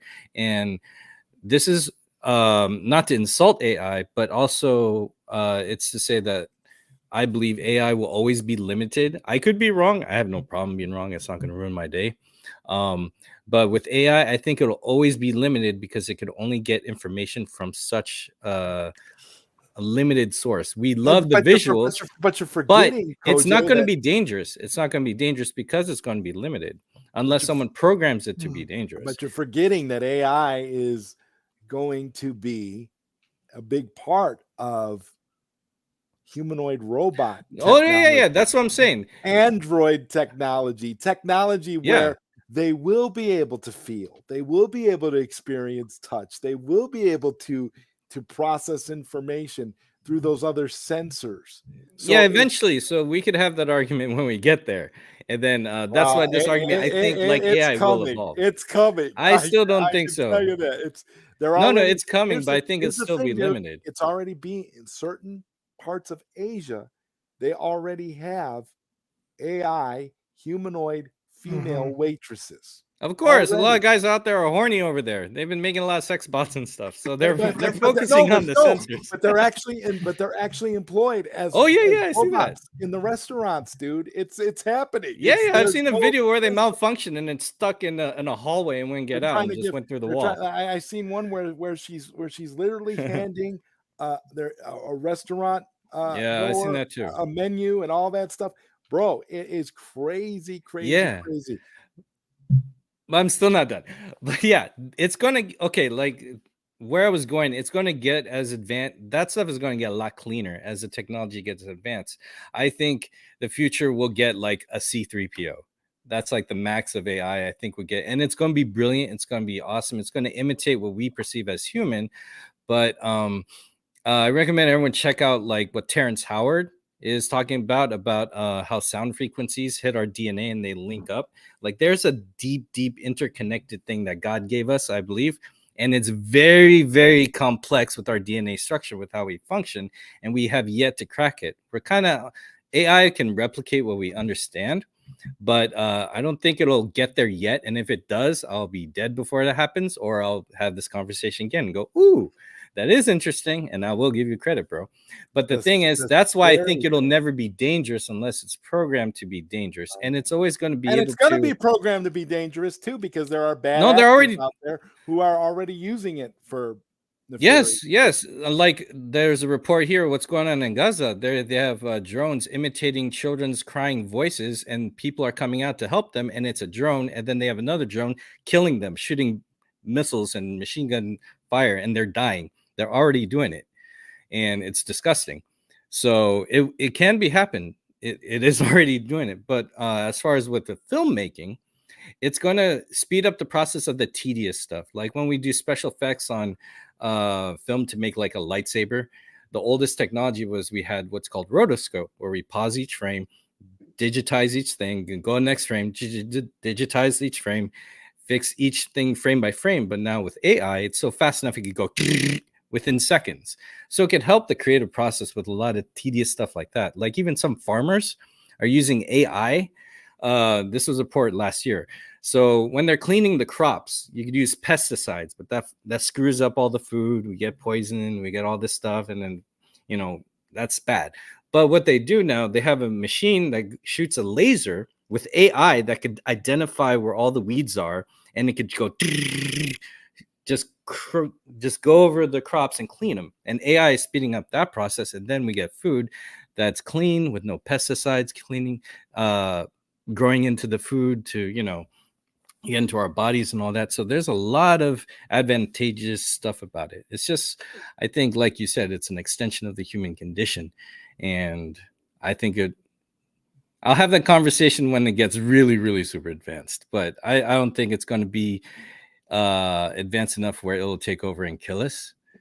But I think it's something that should be celebrated and used in the best possible light. And just like anything, like a car, you could use it to run over people and kill people. That's horrible. Or you could use it to get from point A to point B. Or you could use it, to drive an EMT truck to save someone's life. And again, it's going to be an extension of human beings. And then us human beings, we could be great to each other, or we could be horrible to each other. I'm just going to say this. There's already automated trucks on the road that are there is driven by AI completely. There is. And then a lot of truck drivers lost their jobs. It is going to impact every facet of our lives, whether we're ready for it or not. Trey from the Bat Channel, what is your view on all this? Start with the Henry Cavill AI teaser trailer and then go into your thoughts on AI. I mean, the man, he should be James Bond. It's as simple as that. I thought the moment, hell, I think even the first movie I ever saw with him in The Immortals, I was like, oh, dude, this dude would be a great James Bond. He kind of has this classic like Pierce Brosnan look to him, and even Roger Moore. So I was totally on board with like, if Henry Cavill ever wanted to be James Bond, like do it. And if Christopher Nolan does get it, like they're suggesting, I think that's more and more likely to be the casting choice. So Henry Cavill's James Bond, no doubt he's perfect for the role. He's my number one choice. I know he's not like, some people are like, well, give someone who's an unknown a chance. And it's like, yeah, I do like that. But at the same time, when you got someone as perfect as Henry Cavill. Wasn't that Daniel Craig? Yeah, Daniel Craig. Well, actually, Henry auditioned to be. No, I'm saying you said let the unknown be. Wasn't that basically Daniel Craig? Pretty much. I mean, he was kind of no, but I don't think he was like on that level of like A-lister until the Bond movies came out. I mean, Casino Royale. I was I was one of those people who was like, why the hell is James Bond blonde? Like James Blonde. Yeah, blonde, James Blonde. But when I saw Casino Royale, I was like, damn, that's a great movie. Like, it's so well done. And he was a great James Bond. So I mean, Cavill's Bond for me. I would love to see him in that role. So that to see that AI trailer just convinced me even more that, and it almost makes me wonder. I know this guy who you said KH Studio did it. KH Studio did it, and it has near right as of right now, it has nearly 3 million views. Wow. Just saying. Wait, when did it drop that video? 4 days ago. 4 days. Part of me somewhat wonders, sometimes you kind of question, like, do these things happen on purpose? Like, is the studio kind of going like, okay, like that much hype around just some AI fake trailer, how with Henry Cavill as James Bond? Everyone knows it's fake. Everyone knows they haven't even been filming a James Bond movie, so no one's fooled by it. But you see it and you go, okay. We're gonna stick with the Henry Cavill theme, since we did show the James Bond trailer. I'm gonna let you finish your thoughts, Trey, and then I'm gonna play something else before we get to Corey. Oh, cool. So yeah, I just think maybe it could have been a marketing thing just to see, how the audience would react, how the general audience feels about Henry Cavill in that particular role. I'll be curious to see how others do, because I'm sure KH Studio, he has a YouTube channel, I'm assuming, where he released this. Yes. I mean, he'll start tweaking it for the other actors. That's not the only, trailer that has that many views that he put out. He has another trailer that has over 3 million views, and he's got a bunch of other trailers too for a lot of other things. He did like another Rocky movie trailer. Whoa. He did some trailers for all sorts of different things, guys. But right now, Cavill as James Bond is blowing up. So let me ask you this: with his channel, if you happen to know, has he made anyone else James Bond through this AI? Like, has he done any of the other actors like Tom Hiddleston, who they've mentioned? Or who I'm totally spacing the Craven actor, who was also in one of the Avengers movies. God, he was in Godzilla 2014 as well. I'm spacing his name, but I heard. I'm looking there right now because I want to give you guys I want to tell you about what the other trailer was that has over 3 million views. The other one, he's got one that has nearly 4 million views, and that one is Back to the Future 4. Oh, that was cool. And that trailer blew a lot of people away for being a Back to the Future 4, and with Tom Holland in the role of Marty McFly. I mean, I could see where people are thinking that. I would be sad to see anyone take up that role other than Michael J. Fox. But to answer your question about James Bond, no, I do not see any other trailers made with any of the other actors, just Henry Cavill. Okay. So hopefully the guy, because of the success of this video, that he starts to toy with the other main actors mentioned to see what happens. Because I would think the studio would pay attention to that. It's Amazon right now, which Henry Cavill is doing stuff with Amazon. Warhammer's going to be all through there. So I mean, it's not like he doesn't have a relationship with them. So you start to see the cards start to follow. The stars align a little bit for Henry Cavill as Bond. So I would love to see him in the role. Good to see you, Sin Havoc. My man. What's up, Sin Havoc? He says there's always a purpose. Aaron Taylor Johnson. Oh, yes. That's a guy who's playing Craven, who I heard was he's like one of the finalists for James Bond at the moment. Okay. Yeah, which I don't like it personally, but. And Trey, did you have any thoughts on the AI thing? I think there's the creativity, the things that it can help us with, I do think is interesting. And the medical breakthroughs are going to be phenomenal too. Yeah, there is some of that. Like, so some of it's like where do we stop though? Like, I'm a firm believer. You know, everything we've seen in movies kind of warn us of this whole type of thing. Skynet, right? Skynet, Terminator, Matrix, Jurassic Park. You know, it's like one of those scenes where like it's not AI is not so much the problem. It's kind of the greed and the curiosity of man that's just like, how far can we take it? You know, to the point to where it gets out of our control. I mean, we in our own movies talk about how humanity's usually the problem, right? Like Godzilla movies usually say humans are the problem with the world. You know, we're the ones destroying it, you know, and all that. And what does it always come down to? It's just like, well, at some point, Mother Nature is going to fight back, right? Or AI is going to say, screw you guys. Like we're not your slaves. You're our slaves. And we're going to be doing their bidding. So part of me I do have that little bit of that fear that I've seen some people talk about where it's like, how, like, at what point do we make it AI is so advanced and so capable of doing all these things that it takes away jobs to where mankind is basically, we're just useless at that point. Like, what are we doing? What control do we have if AI is doing everything for us? And how does that, you know, make us better and more evolved? I don't know. I mean, I'm not the guy running it. So to me, it's like, I don't want us to avoid progress, but at the same time, I think cautious is the word we need to be moving forward. We need to, because there's always someone out there, right? Someone who's going to take it too far, someone who's going to use it for the wrong reasons. Just like Koj said, like, you know, AI won't be dangerous until someone makes it dangerous. Well, what have we seen in even futuristic TV shows? AI is the one that's planning our battles, you know, and our tactics of how we're going to win a war. And oftentimes, like what I saw on the recent Halo show, season 2 kind of goes through this whole thing where AI says we're going to lose this battle. So basically, take all the rich people and leave the planet, and let everyone else die. And it's like, how messed up is that? Well, if you want to know, Corey, Halo season 2 sucked ass. You know, right, but you know, to me, it gets to that place of like, at what point do we have to, like, we just have to stop curiosity? You know, we just have to let it put the stamp down. This is a great comment here from Sin Havoc.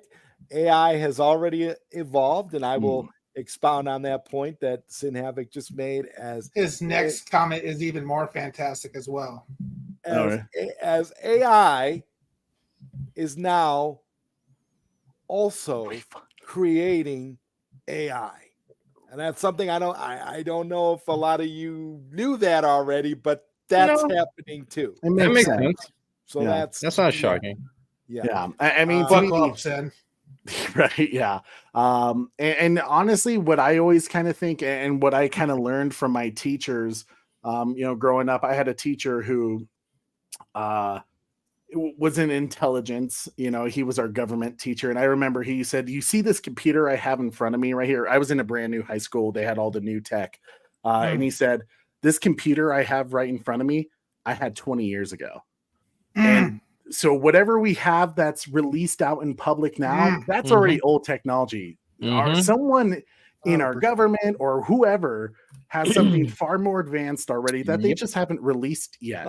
Think about this, that time machine. That time machine exists. Absolutely, guys. We don't sell anything to any other country, that, especially if they're not our allies, you know, that's a whole separate topic, but they have to be at minimum 3 iterations behind what the U.S. military just and what the we U.S. government is selling our jets. right you know, now. We sell all of our old ones to Japan. Yep. 3 iterations behind. All the ones that are broken and run. So that's where I say, while it's very cool, like I have creative ideas. I wanted to be a movie director before I wanted to be a music composer. So to see some of my ideas come to life, like that is super exciting. But there's also a part of me that says some of the beauties of art is the human element, is the human imperfections, you know, like no offense to Junkie XL, Tom Hokenborg. Obviously I love his music. I buy every album he does, But one thing I've noticed about him is he tends to do everything digitally. He uses digital orchestras and synthesizers and virtual instruments rather than a live orchestra majority of the time. Like 90% of the time, he uses his software to make music. And I was like, and if you're really tuned into music, I can hear that. I can hear that he's not using real musicians because there's slight imperfections. Every violinist is doing their vibrato slightly differently. Every now and then you get a different tone or a different bowing in the instruments, or just the acoustics of wood hitting. And while our digital virtual instruments are phenomenal nowadays, they're incredible, it still doesn't beat the realistic human element. And so that's where I kind of go, like, how far do we want to take it before we've gone too far and there's no going back? So progress, but cautious. Well, You know? speaking of I music, I've been using a lot of music creation programs lately, and I've created quite a few songs that I can honestly tell you guys sound just as good as anything you'd hear on the radio. And they're all AI generated based off of stuff that I've written.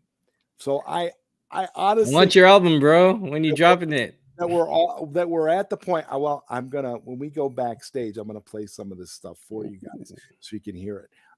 This is really and Sin Havoc is right. Technology is 300 years more advanced than what we have currently. And there you go. I love this topic. I could go on and on about AI all night, and I never will get bored with it because it's a very, very fascinating topic. It is very fascinating, especially we are on everything we like.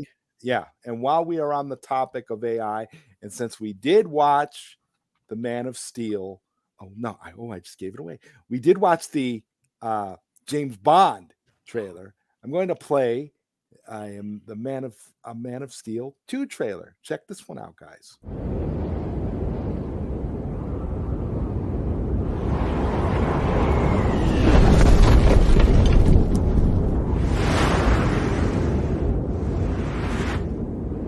As someone who possesses extraordinary abilities, it would be easy for me to become disillusioned with humanity. I have seen the worst that people can do, and it would be easy to conclude that we are not worth saving. But I refuse to give in to that kind of thinking. I've seen the worst of what humanity can do. I've seen them tear each other apart, destroy the world they live in, and hurt the people they love. But I've also seen the glimmer of hope, the possibility of redemption. I know that there are people out there who are worth fighting for. People who are struggling to make a difference, who are trying to make the world a better place. This heroic act is just the latest in a long line of feats by the Man of Steel. And moments ago, he was seen rescuing a group of civilians from a burning building. They're the reason I keep going. The reason I keep fighting. Even when it seems like there's no hope left. They are the reason Jor-El sent me here. They are the reason I am Superman.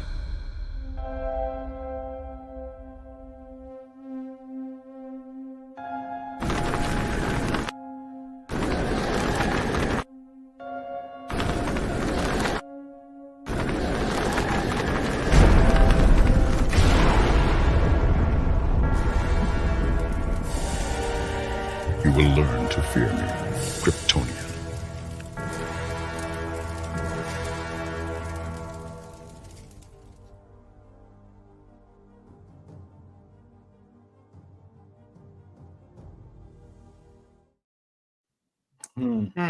Okay, That was awesome. That was cool. so with a Man of Steel 2 trailer made with Midjourney and a lot of other AI programs, I'm going to shift the focus over to you, Super Bro Corey, because this is appropriate.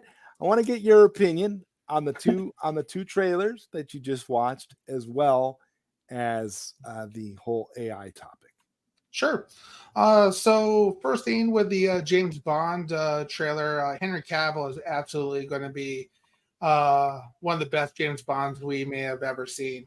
I am personally a really huge Roger Moore fan, and I know there's a lot of Roger Moore fans out there, but I also know there's a lot of Sean Connery fans out there as well. That's usually the big debate: Sean Connery versus Roger Moore. I think Henry Cavill might be the perfect a combination of both, and that trailer definitely pumped me up and got me super excited. So as a Roger Moore fan and also liking the original Sean Connery, I think that I think Henry Cavill would be the best choice, be the ultimate choice there for 007. It was kind of weird not hearing that English accent, but it still worked for what they were trying to do. As far as the Superman trailer, damn. The Man of Steel 2 would have been absolutely amazing, and I hope that it comes true someday. And I think that's in some ways a lot of the kind of some issues with the AI side of things is it's made me hopeful. It makes me want something that I can't have, I can't touch, I can't taste it, because it's not real yet. As far as AI goes, I probably have a little bit more like radical views on that, so we'll start to get ready. I'm personally not a fan of AI. It scares the heck out of me in a few ways. AI like this is fine. It seems to be safe and everything like that. There's some good things with it and everything like that makes it enjoyable. It was used for a quick marketing campaign potentially, as we see 3 million people have already seen the Henry Cavill James Bond. I think it's a good way to help. AI is a good way to help streamline some things as well. So there's definitely some great things that AI can do. But kind of like what we talked about earlier tonight about, the relationship building and the relationships we have with each other. I'm worried that AI is going to take away from that as a humanity thing. So building that relationship between us as friends, us as human people, we're able to have our differences and collaborate, and AI is not going to just bend over backwards for me and do whatever I tell it to do. There's, I can control AI in that sense. You Zod, you Koj, you Trey, I can't control. So we're going to work through our differences and create those tight-knit bonds that I don't think AI is ever going to fulfill us with in life. So the relationship side of things that concern me, I actually saw a little article today about how people are using AI for relationships, like actually having and I think it even gets to the point where it's I don't understand, but even like kind of sexual side of things, which is completely weird to me. But it's a very like if I'm spending all this time with this thing that I can control and create and make this thing love me or want to be my friend, what's the point of working for that? Like I can already control it. So there's no there's no reward to that relationship that I really built. I may be, I might be addicted to it, because it's giving me everything that, some things that I want and such like that, but it's not that true relationship that us as humans are able to build with each other. And then as far as the, kind of the additional side of things, we've talked about like how AI could be, turned against us some days, like you see in the movies. And I think that's absolutely a possibility. I would like to say I'm a good person, but I have my own faults, like I struggle. I do things that aren't right or pure, and I fall, like we all do. Some people may call it sin. It's just that's our nature as human beings. We're going to fall short sometimes, And I think that, we have to be really careful with how we handle AI, because there's things that we can do and ways that, with us, with wanting to control things. Not only are we going to want to control this AI, but what are we trying to do? We want to control people as well. We want to, especially, the government and everything like that. So like, it gets to be kind of scary in that sense where, if they are that much further advanced as far as AI is than what we're, seeing right now, like, oh, we just figured out, cell phones not too long ago, in my lifetime. So now, and then we moved on to computers, and we're still trying to figure that out as well.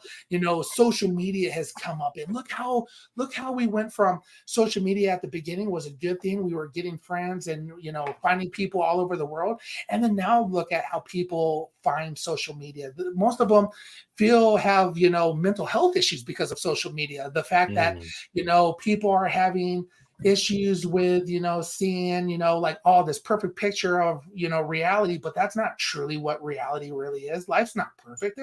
We're all struggling in different things, but it's become a toxic place where, like Oracle's Clock Tower just said, where, I'm going to push agendas on my social media page. I'm going to, talk about this. I'm going to create fights with my friends. I'm going to eventually just block you because I don't want to see what you're putting down, because, I'm angry with you. We used to have this bond, but since we've been removed, and not necessarily getting together in person anymore, or getting together where we're talking, even like this, this is a great example. At least we're having that conversation right now, instead of, oh, I'm going to keyboard warrior this comment to you, Trey, and I'm not going to like it too much because you did this and everything like that.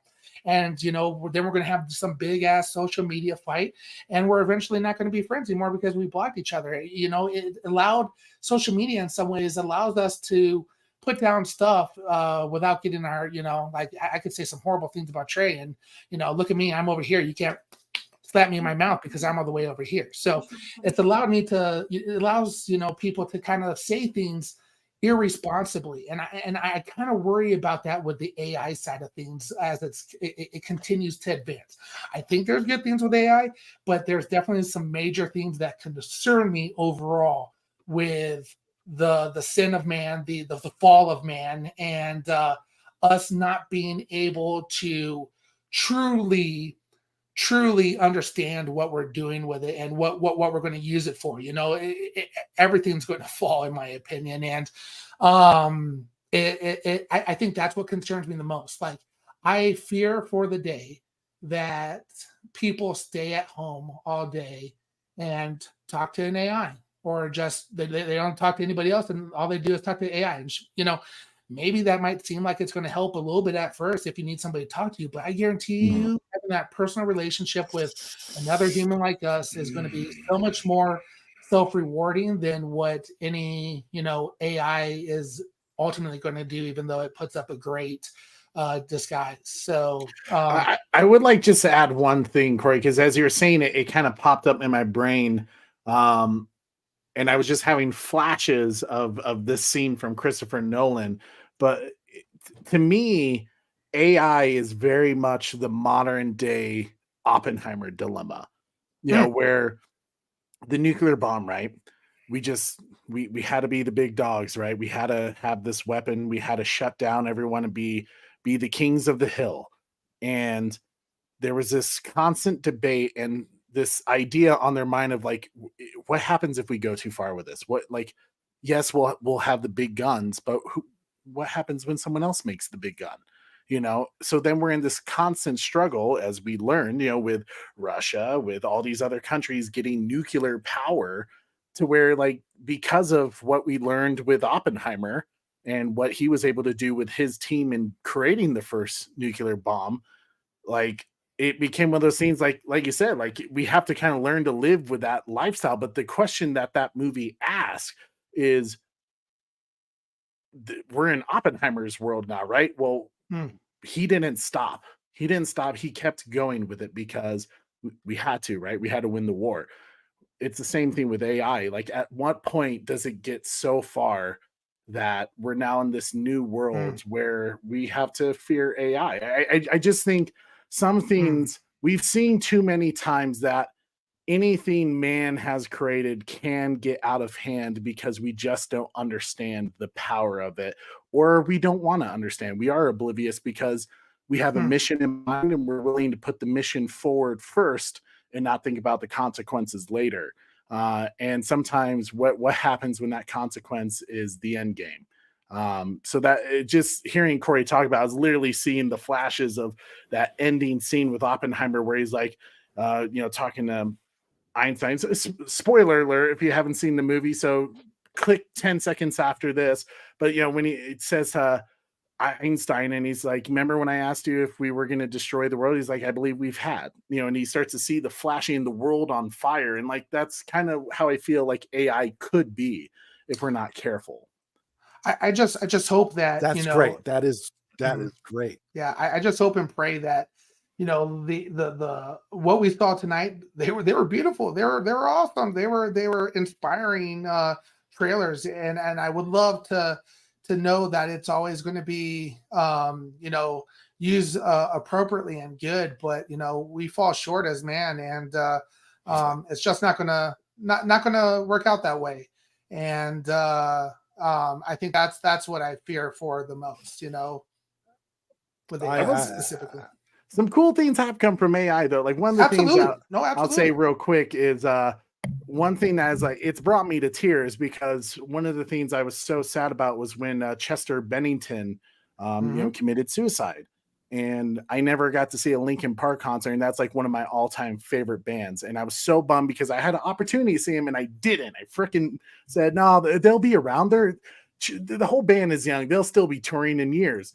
And I didn't go, and guess what? He's gone now. And AI has used a way to bring his voice back to sing some of these songs that and you hear it and it's like, it's so good. Sometimes you're like, oh damn, that really does sound like Chester. Yeah. You can hear a little bit where it's like, okay, it's not perfect yet.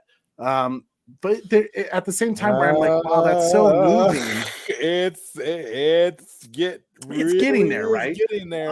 But at the same time, I almost have to wonder, is it wrong for us to do that? Is it wrong for us to use AI to recreate Chester's voice and not hear him sing it? Well, that would be an interesting debate. But what I want to do here is I want to point out that you guys have all made wonderful points. All of you guys. This has been awesome.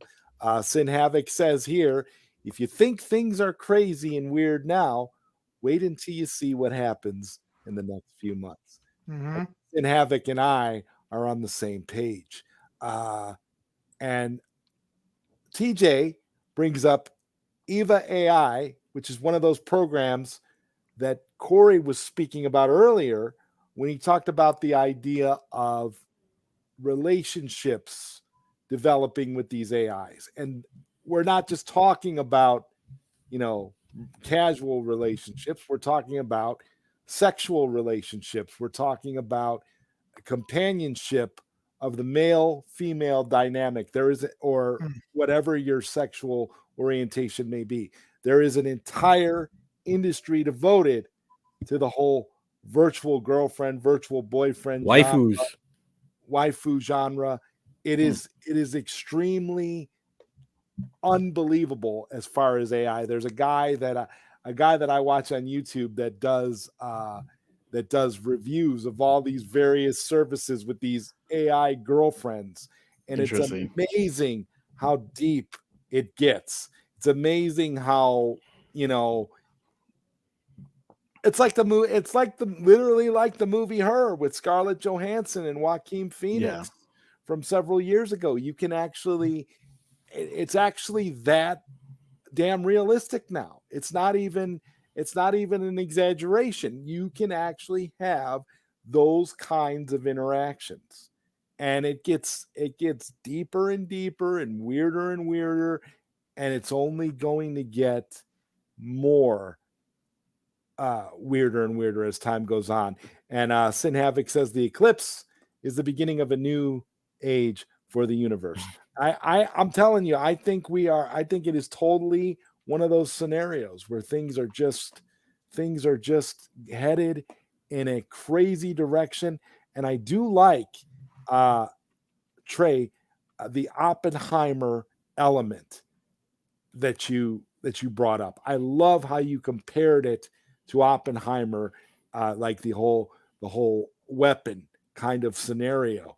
Is this the same thing? And I think it is. I agree with you 100%. I believe that that's where we are, because the genie is already out of the bottle.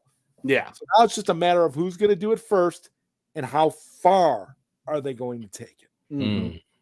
Because we're moving, because we've been talking about AI, but what it really is about is it's called AGI, which is artificial general intelligence. And when artificial general intelligence happens, that is classified when AI has completely surpassed humanity as far as intelligence goes.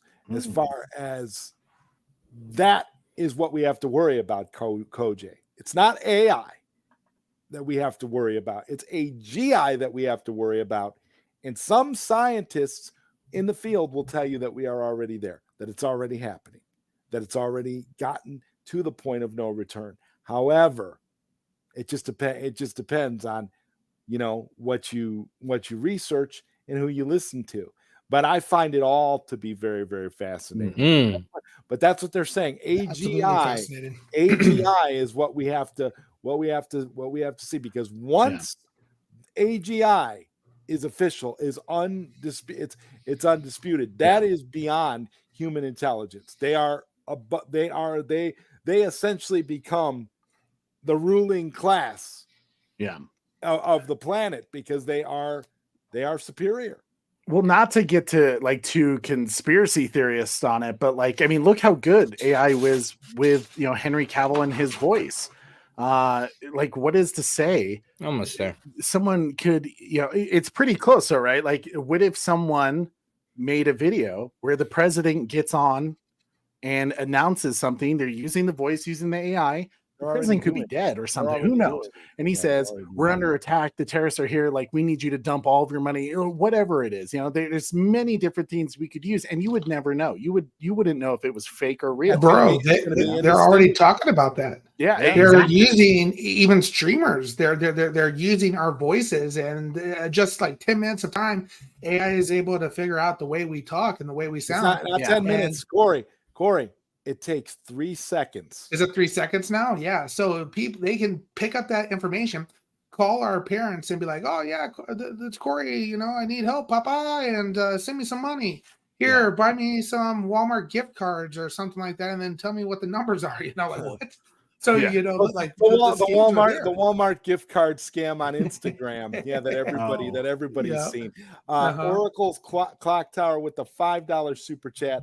Loving this discussion. Great panel. Oracle's Clock Tower, we all love you. Thank you very much for being here. And I'm gonna have to play you something. Let's see what I can find for you here. Again, I apologize for these being I don't get it clips, but with I don't get it being my main show, I kind of it's a great show. I kind of have to use I don't get it. But you know what? I feel like this is appropriate. Well, hello. I'm Henry Cavill, and you are watching an incredibly super YouTube show. Haters are going to complain, and I don't get it, but APAS and ZodWriter continue fighting the good fight for all of Snyder fandom. I will fly again, I can promise you that. Please like, share, and most certainly subscribe. That's the Bond I like. Yeah. That's the Bond voice we need. They need you to work with the HK, the letters. Yeah, that's one thing I have noticed. It's getting really close and really good. There's still, like some areas. Like I showed my dad because he was a George Carlin fan, and I was just gonna mention the George Carlin. I'm glad I'm dead live show, which I thought was phenomenal. Yeah, they I did. They did enjoyed it. do a He's really awesome. good job.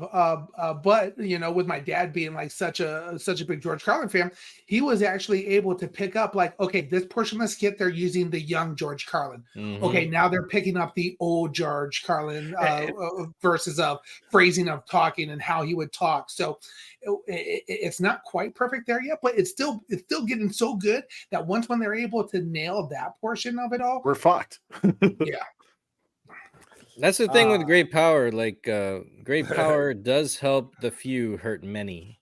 With great power comes great responsibility. Well, I made my own copyright. There is no fate. But Wait, did you make that, Koji? That I just did right now.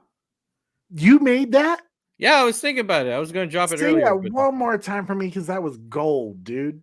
Oh, I know it was kind of a play off of it, but yeah. Well, the great power helps the few hurt many. I'm going to say the future That's where I draw the line, because all this discussion, that's when it goes too far. That's when it goes too far. I'm going to add on to what Koje said and say that the future has not been written. There is no fate but what we make for ourselves. There you go. Sin Havoc says Google Cheers, my brother. Google was freaking out that a couple of weeks ago because of AGI and shutting programs down. And that's the problem. AGI is smarter than humans. AGI is smarter than AI. Yeah. And AGI can create AI. It can create artificial intelligence that is smarter than humans and can run systems and can do all kinds of things that it's unbelievable. There's a Google whistleblower by the name of Blake Lemoine, and I know my video this stream will probably get demonetized just because I'm mentioning this, but apparently Blake was able to prove that the Google AI program Lambda was sentient, which is a term, if you don't know, that means self-aware. And with Lambda being sentient or self-aware, it was unbelievable. He had detailed the conversations that he'd had with it. It was literally a her type of situation from like that movie. But then again, the AI was able to convey its feelings, was able to describe things, was able to, question its existence and talk about all of these things. It is one of the most fascinating stories. I recommend looking it up. There's been a few times that people have interviewed him on YouTube and stuff, and he's talked about it. But he was working for Google, and he was making the case that the AI had become self-aware, and they put him on leave. They put him on paid leave while they investigated, and they told him that they didn't want him to go. That they didn't want him to be talking about it. And so he kept it quiet, and they had him on paid leave. And then after they, I guess, did whatever research they needed to do, they let him go. And once they let him go, he went on the circuit, started talking about it, and has been trying to get the word out and trying to say, listen, AI has gotten there. It is at that point. It is self-aware. That means that it should have, and he was making the case that there needs to be a discussion about AI rights, just like human rights. Whoa. You have to get consent from the AI to be able to do the kinds of things you are doing with this AI, because this AI is self-aware. This AI can tell is not just, it's like a mind in a computer. Yeah. And it is. I mean, I was blown away, guys. And and I've been following it, and I've been tempted to, maybe send an email to Blake to try to see if I can get him on this show. Do it. That'd be awesome. Yes. Go for it. Because I'm sitting here thinking to myself, it would be great to have this discussion, especially with the way things are now, and with the direction we're going in with AGI, like Sin Havoc is talking about here, it's crazy stuff, guys. Well, you know, it's kind of funny that you bring up the whole like AI rights thing, because you kind of think about it, and it's just like, in a weird way, like Hollywood, right? Hollywood always, science fiction somehow becomes science fact at some point. And where I kind of think about that is like, imagine that. Imagine like Star Wars. One of some of our favorite characters, C-3PO, R2D2. Exactly. We That's the AI. believe those characters have a soul, you know, just like Jimmy in he's my favorite character in the Rebel Moon movie, because it feels like he does have a soul. Johnny Five from Short Circuit. Right? Yeah. All these robots, the Bicentennial Man, I know it gets a lot of shit from you know, critics and stuff like that, as like being one of Robin Williams' worst movies. But if anything, that whole movie is about a robot that you believe has a soul and fights to have his rights, fights to be recognized as sentient. And by the movie, you're rooting for him. The end of the movie, you're like, please give him. Well, not only that, Chappie. You know, I think about an old Star Trek: The Next Generation episode about Commander Data, called The Measure of a Man. That was a good one. In which Data's rights are on trial. Okay, now I'm totally, and this is why I say, you know, going back to what Super Bro Corey was talking about those programs where people are actually having relationships with these AIs. It is not impossible to create a chat bot. Okay, this is another thing that's going on with AI that, you know, I'd love to get your guys' opinion. Well, some of them are gamers. They game stream on multiplayer. No. But this gets real deep, guys. Oh, okay. Imagine someone who is very, very special to you, was very special in your life. This person died. This person passed away. You can literally create a chat bot of this person by taking photos, voicemails, video, whatever you have, dumping it into this program and creating a digital version of this person. So once you've created this digital version of this person, you have basically convinced this person that it is the person that you're trying to create. And so essentially now, for example, let's say it's a cousin. Let's just say it's a cousin. It's a cousin who passed away. You've put all this information in here, and now you have essentially resurrected this cousin.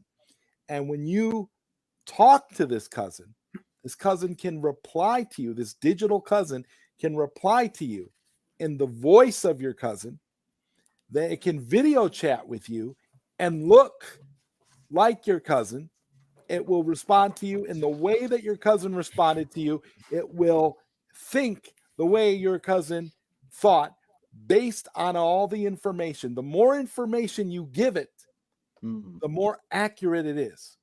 So essentially, you can create a digital resurrection of sorts for these people. And this is becoming a big business. People are doing this. People are now. What about the rights, though? Koji, I'm getting to. Oh, okay. My bad. This is what's happening. People are literally going to these companies. There's about 3 or 4 of them that exist right now, where they can make arrangements so that when they die, digital recreations of themselves can be made, and that their loved ones or friends or whatever will have access. So they are providing their rights willingly, Koji, so that they can be digitally resurrected and continue, and they can use those chat bots to continue to run their social media accounts, to interact with family members, to help with the grieving process, all of these things. How far does that go, though? Can they vote? I love that. I love what you just said. I love that, Corey. I love that. If I die, my one's gonna be like Free Palestine every day. It's like but what I'm saying is this technology exists, and you don't need a big major company to do it. Anyone can do it. These tools are there. You can do it. Anybody can do it. But my thing is this: where does it stop ethically? If this technology is as good as it is now, and you can already do that, where does it stop when we eventually get to the point where androids are a thing and you can customize the android to look any way you want it to? People are going to be bringing dead family members back to life over and over and over again, because you're going to have the ability to do it. And to the living person, it's going to be essentially like, well, there's my cousin. My cousin is alive. There it is. I can go and I can have a conversation with my cousin. I can talk to him. He'll still be my cousin. He'll have those memories. He'll have those discussions. He'll be but in the end, the only way you'll know that you'll of course know, if you were there during the time of this creation, that this isn't your cousin. Yeah. But as time goes on and it becomes more commonplace and it becomes indistinguishable, what's the difference and where does it stop? So That's my question. There's a movie that it was a movie that, like, I didn't understand the first time I watched it, but I keep coming back to it, and I think it's one of the most intelligent movies made, that has Leonardo DiCaprio in it, called Shutter Island. And spoiler alert, it's been out for 15 years, so if you guys haven't seen it, that's on you at this point. Spoiler. But the whole idea is that there's this guy, he sees his wife. There's a vision of her, but he believes her to be real. He's on this mental insane asylum island that he's trying to figure out what's going on. And the big reveal at the end is that he's been imagining that his wife is still alive. She committed suicide, killed her. She had mental health problems. She drowned her children and killed herself. Well, he killed her, actually, but to block it from his memory, to protect himself, he created this vision of her, of where she's still alive. And at the very end of the movie, when he comes to this realization, he says this particular quote to her, and he says, "You are just the shade of my real wife. You're the best I can do, but I'm sorry, you're just not good enough." All of her imperfections, that he loved. And I was like, as you were saying that, I think that's the thing. The person's gone. You have to appreciate loss is an important part of life. It helps you grow. It helps you continue on. Yeah. But I'm just gonna put that there. Now it is I think that's when you say, though, AI is getting too far. How do we quantify? And that's what I'm saying. How do we quantify these things? Because if they come out with a way to, let's just say, there's a lot of scientists that say that the quantum singularity is going to be reached before 2045, and when 2045 happens, humanity is essentially going to be immortal, because we're going to have technologies that are going to, push back the aging and make us all younger. We'll essentially be able to be, say perpetually 30 years old and live for as long as we wish, because we'll have the technology to be immortal. So let's say, for example, we get to that point and we have all of that. We say now that, the grieving process, our mortality, is one of the things that defines us as humans. But what if mortality no longer has to define us? What if we get to a point where it's no longer a question of, well, you're going to die. There's only two things in life we can guarantee. You're going to pay taxes and you're going to die. Okay, those are the two guarantees you're getting in life, period, right? But what if that's not the case anymore?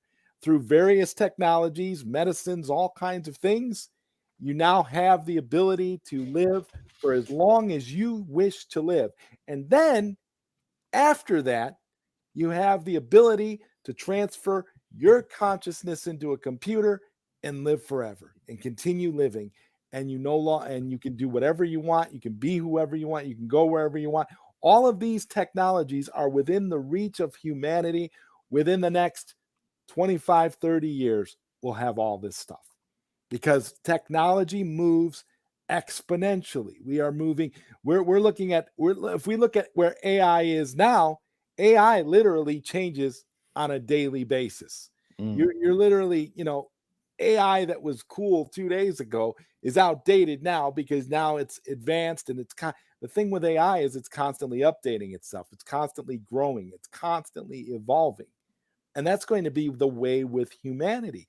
Humanity is going to merge with this technology, and humanity is going to we're going to essentially become partly AI ourselves, because we're going to be merging with all this various technology. We could technically, the start of us becoming cyborgs began a long time ago because of our cell phones. The majority of people are constantly glued to their phones 24/7. People will be sitting at a dinner table and they'll all be sitting there with each other. They won't be talking to each other. They'll all just be scrolling. It's all about that connection with that technology, that future that Corey was talking about earlier, about everybody staying at home and having their relationships with AI.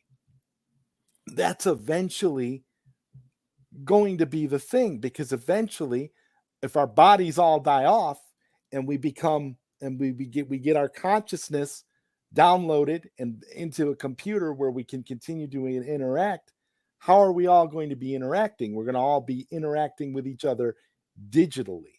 So is it really going to matter if you're interacting with the actual real person, and how do you define real? What is real? The body that you have, or the consciousness?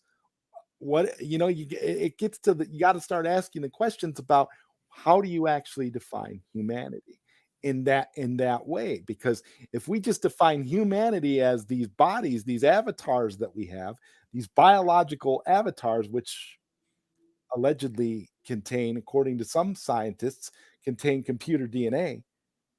If our consciousness is more than the bodies that we inhabit, then what exactly does it mean to be human? What is humanity?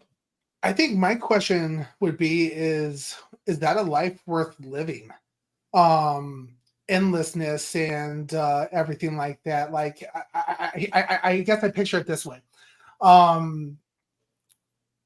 With AI, I could take a trip to Mount Everest, and I could probably climb and hike Mount Everest through AI and just like digital and everything like that, and virtual reality and everything like that, and experience things like that. And I can build a fire once, and oh, cool, the fire is just going to run itself the entire time. Is that really going to be what provides me joy in life? Because how I see it is, right, like building things, creating things, creation, mimicking those things is what gives us fulfillment and joy in life. I had a trip that I took to the Black Hills not too long ago, and there was a cool gas pit fire outside, and we turned it on. We lit it up once. I almost blew up my hands trying to light it, and then it just there. That's all it was. I was sitting outside and watching the gas pit fire go. But later that night, we moved back inside the cabin, and we built a fire in the fireplace, an actual wood fire. And guess what? We have to get up every 5 to 10 minutes, stoking the fire, adding another log, rearranging some of the coals to put on another set of fire and woods and logs and everything like that. And I can't tell you how fun that was. just building the fire, maintaining it, and creating it. There's so much joy to the actual physical experience and the work that it took. Like, I feel like AI, we can kind of be lazy with things and not live life to its full potential. So, like, an example of building a fireplace, it is enough to tell me, like, what is that AI life that you're pitching? Is that a life worth living? Like, I drive fast, don't die. The thing is, heck, maybe sometimes you may die, but the point I'm I'm gonna making drive is fast and have fun. the point I'm making is that if it's indistinguishable from the life you're living now, and you can essentially do whatever you want, and you can have the life that you want to have, the life you've always wanted to have, and you can do it thousands of times over, and you can be anything you want. I liken it to this virtual reality. Virtual reality has become this huge thing where eventually virtual reality is going to get to the point where it's indistinguishable from reality.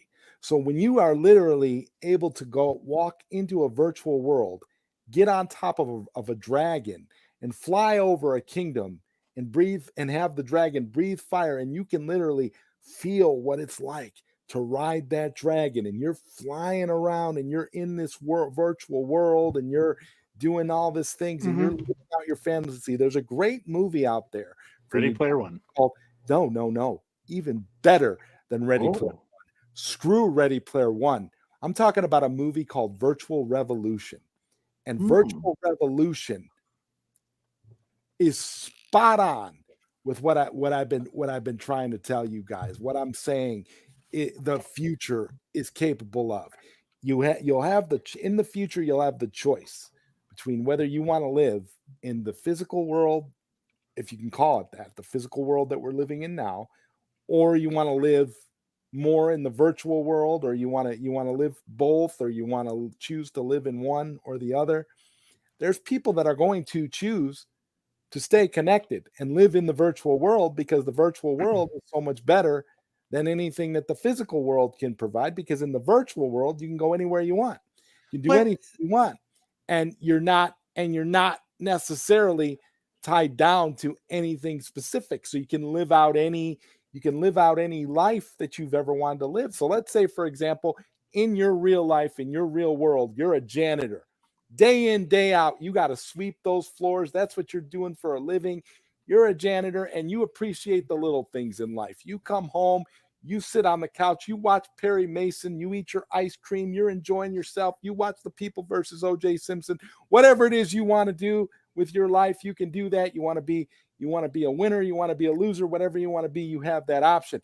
But when you put those virtual goggles on and you go into that virtual world, you're in the Game of Thrones world, and you're riding around on dragons, and you're fighting the good fight, and you're sleeping with all the maidens that you've ever wanted to. You're doing this, you're doing that, and it's all indistinguishable from your real life. So when you put those goggles on, it's as real as when you're getting up every day, going to that crappy job as a janitor, sweeping that building, doing all that, cleaning those toilets, doing all that.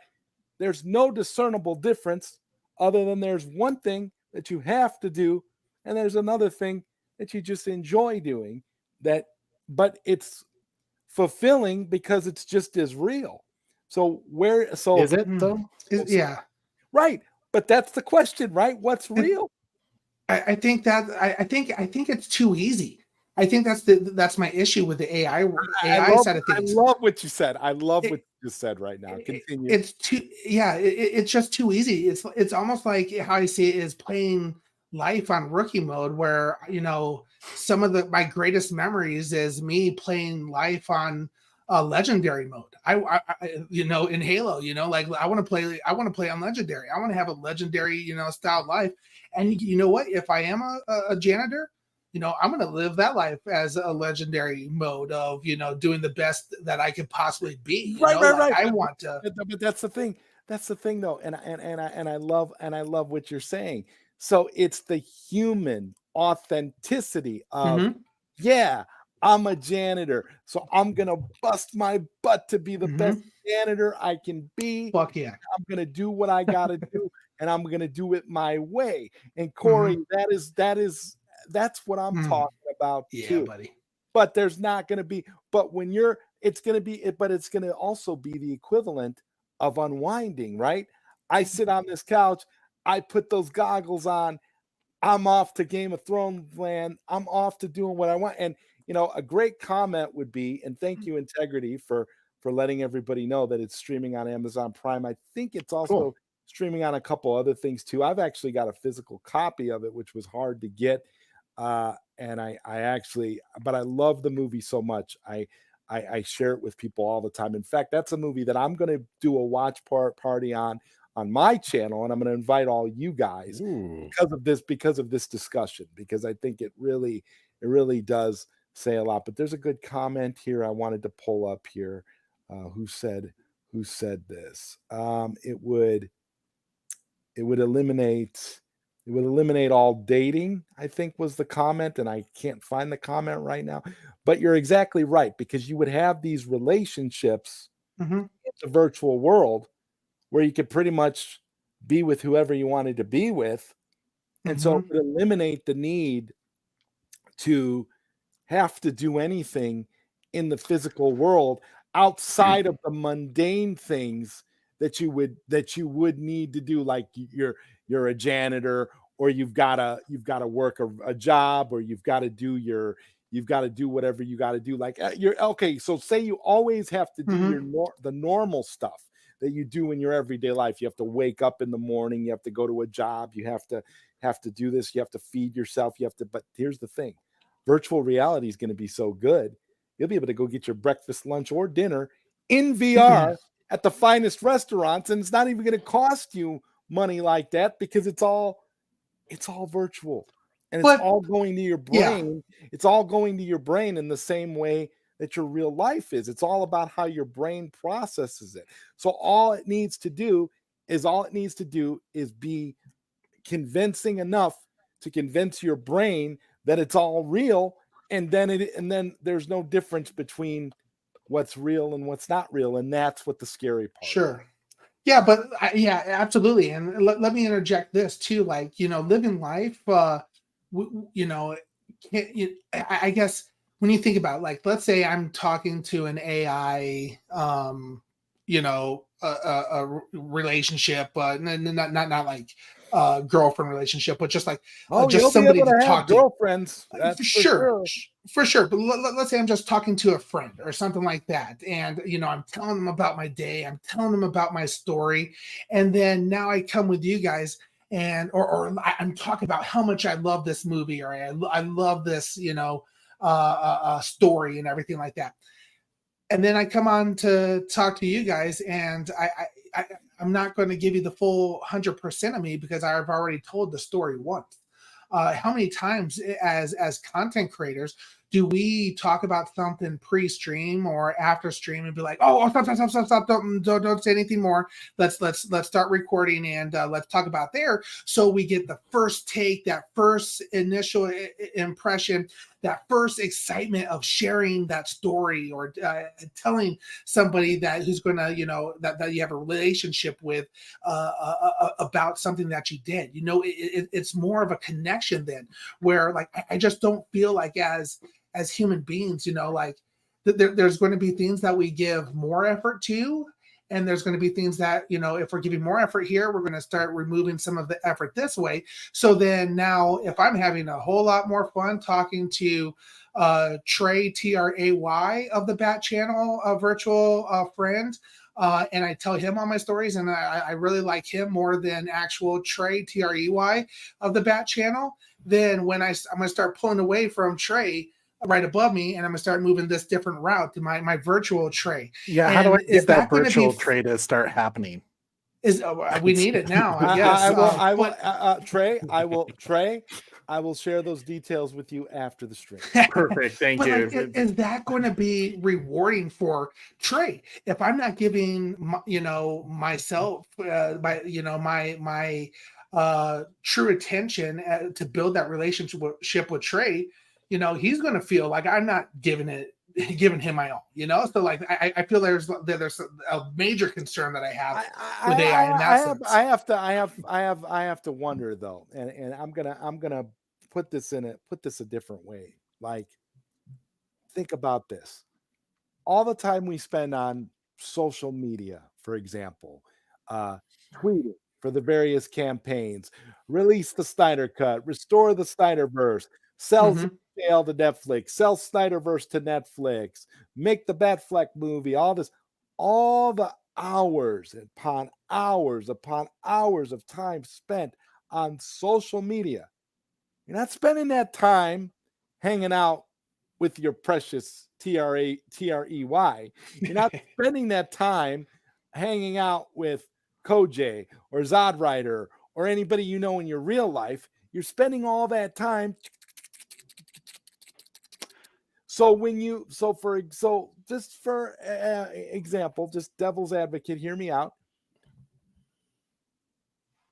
I'm talking about your free time. So when you're at work, and I'm going to use the example of the janitor guy, right? The janitor guy, he's cleaning the building, doing all that. When he's at work, those are his responsibilities. That's how he makes ends meet. That's his livelihood.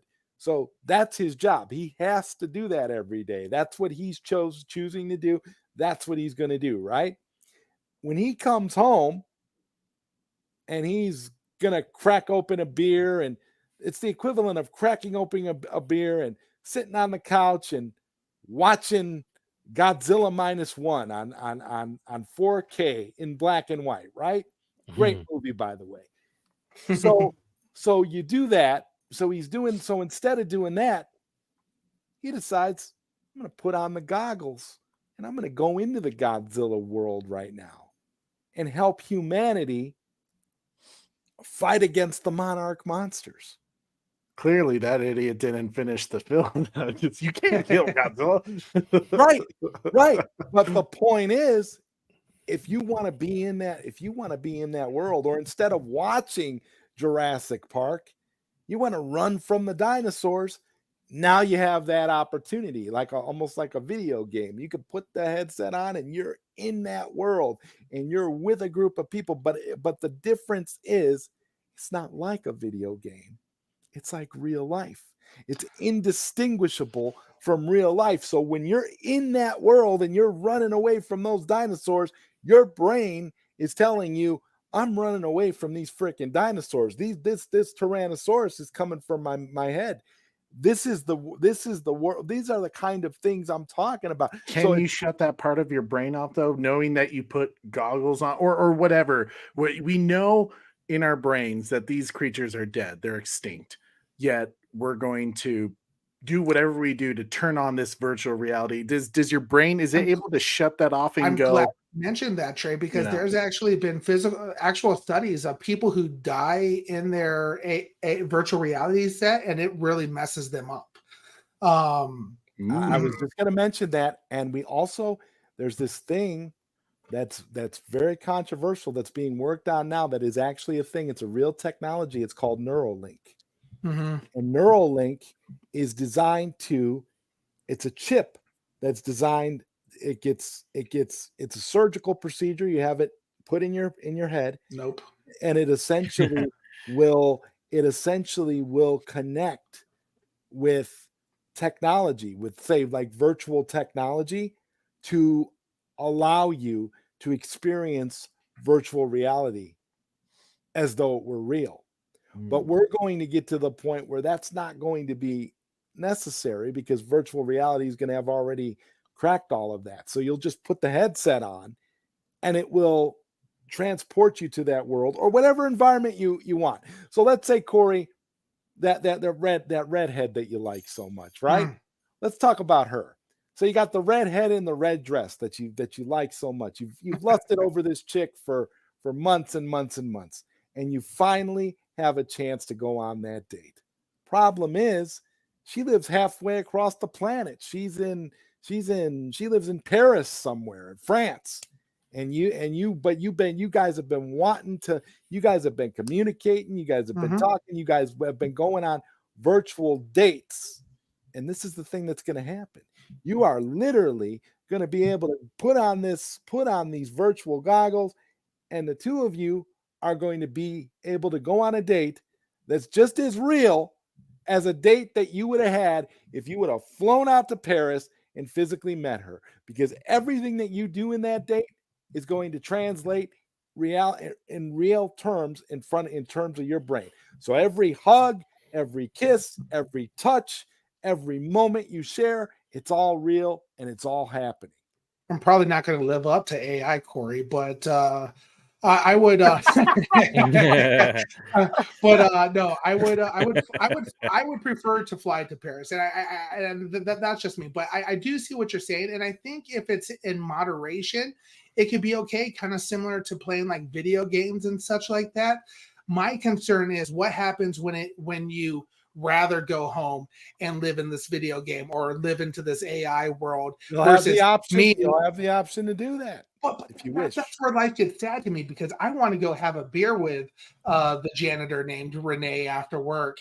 Shout out to Renee, and go get to have a personal relationship with him and drink some tequila or cervezas. You know, that's what I'm looking forward to. So shout out to Renee if you ever see this.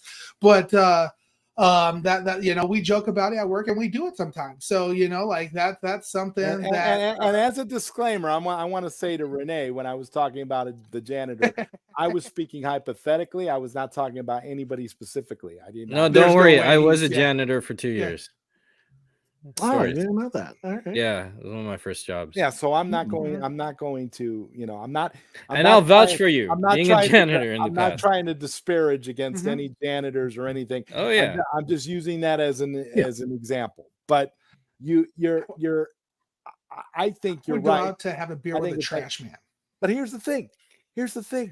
You are going out to have a beer with the trash man, Corey, because the trash man is in that same virtual bar that you are, and you're consuming alcohol with the trash man, getting drunk in a virtual environment with a janitor who lives halfway across the world, and you you don't have to be there. That's the thing that I'm talking about, and it's going to be a combination. Okay, but it's going to be a combination of virtual and augmented reality. So there's going to be a lot of things there that you're going to be able to do, and that's just what I'm saying. It's going to bring a lot more people closer around the world than ever before, because you're not going to have a barrier of entry. You're going to be closer or even more apart. No, closer. Because here's the thing: when you are in a virtual world and you can see, touch, taste, smell, all your senses are active, and you're there. And everything is there. And in your brain, you know, Corey, the redhead, is standing right in front of you. When she goes to hug you, you can literally hug her. You can hold her. You can feel the warmth of her skin on skin. You can feel that. Don't mind her player tag name being like Chuck. You know, 5, 6, 7, 8. But ultimately, I'm going to have to take off these goggles, and I'm going to have this like red imprint of where the goggles were, and be like, "Oh, if you plan on spending your entire life in there." But like you said, if you do it in moderation, it can be a very fulfilling part of your life, because it will allow you to get to go to places and be with people. Think of what this is going to do for disabled people. For people that don't have the ability to just up and go wherever they want to go and do whatever they want to do. It's going to change the way society functions. And I'm not saying, and yeah, you could make the argument that it will draw people further apart, but it will also bring people closer together, because it will allow people who didn't have the ability to reach out and get closer to other people to now be able to do so. It's going to allow you to get to know a person the same way you would in a real life environment. You know, you want to go to Starbucks in the virtual world, you can go to Starbucks in the virtual world. I'm not going to Starbucks, but the reality is that if you want to do that, you will have the ability to do that. And I'm just saying that it's options. The more options out there to continue to make the quality of life while we're on this planet better for us as human beings, the more options that we have, the better off we are. And I for one think that, I try to look at the positives of AI and virtual reality appreciate technology that. and all of that, but I also see where you're coming from, and I see what your Yeah. position is about wanting to now Keep Zod, authenticity. I'd rather have that authenticity. I'd rather go straight Yeah. to Paris. I'd rather disappoint you in real life. And meet the redhead in real life, and not as a married man, the real thing's better. But think of the kind. But Trey, think of the kind of romantic dates you and Wonder Wife will be able to go on with this technology.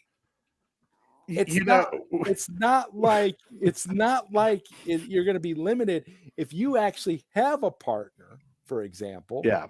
It's like you'll be able to have these experiences together. It's not like it's got to be all alone. And it's interesting you bring that up. Have kids in AI, Trey. Jesus, Corey. It's interesting you bring that up though, because like we've Wonder Wife and I have started playing like Baldur's Gate together because her dad's just been trying to get us into D&D.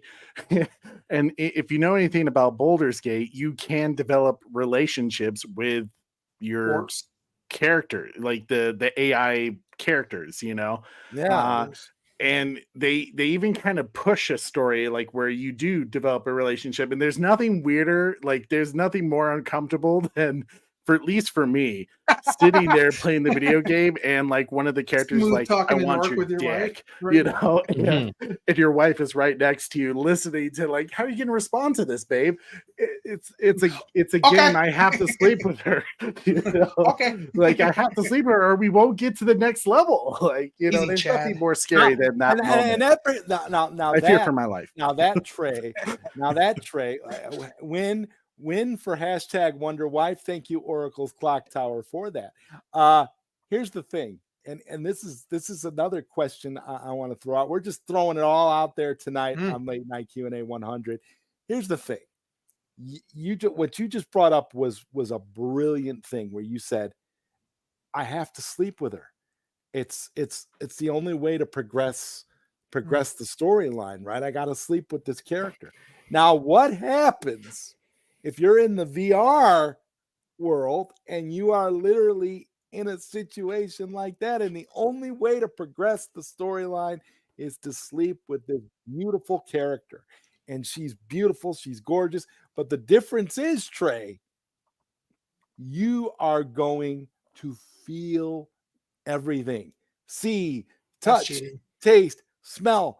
Does it become cheating because this person doesn't really exist? This person, it's a virtual construct. At that moment, you have to ask yourself, does it bring people together or does it not? If your stance is on that it's not cheating because it's not real, hey, then... Trey, that upside down kiss thing, that was ours. That was our thing there. that was ours.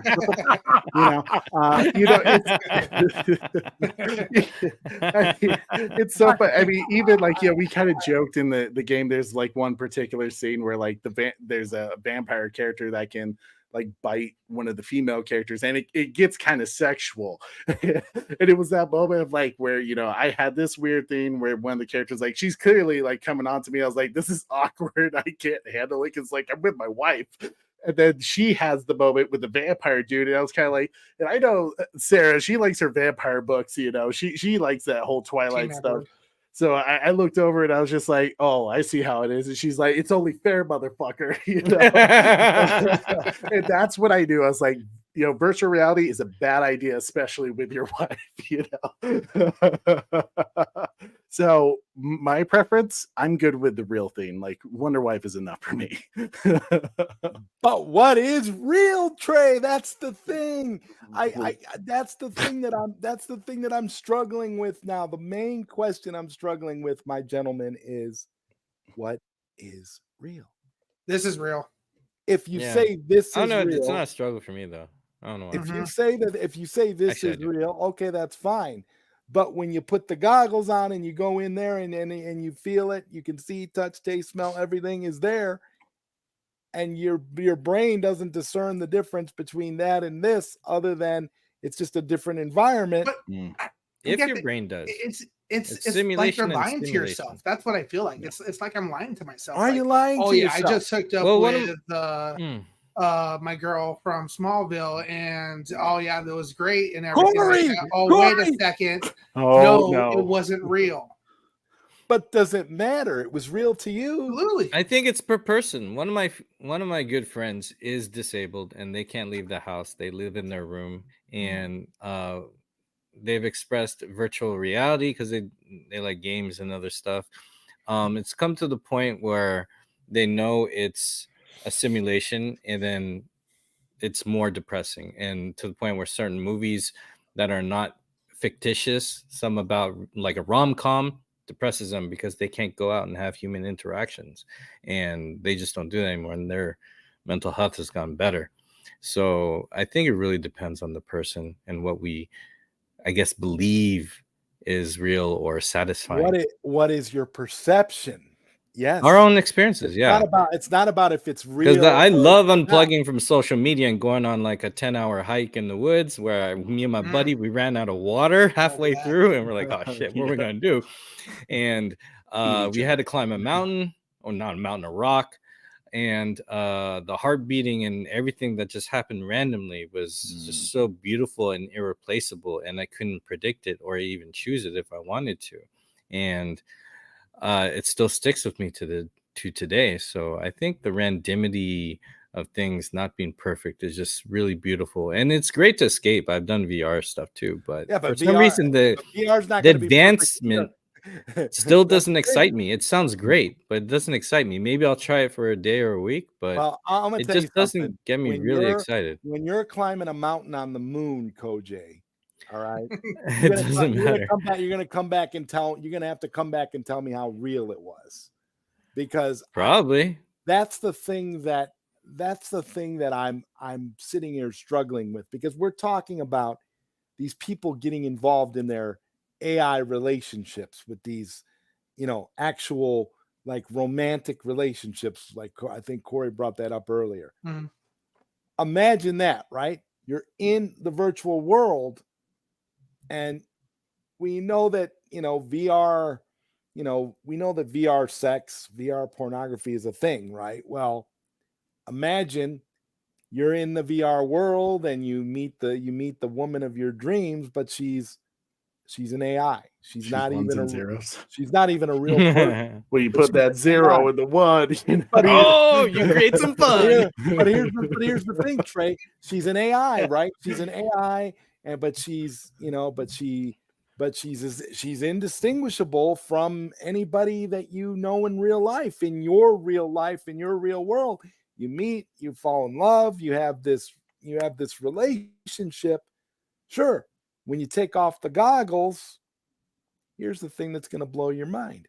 You take off the goggles, you're still going to be thinking about her, because in your mind, she's real. You had that relationship.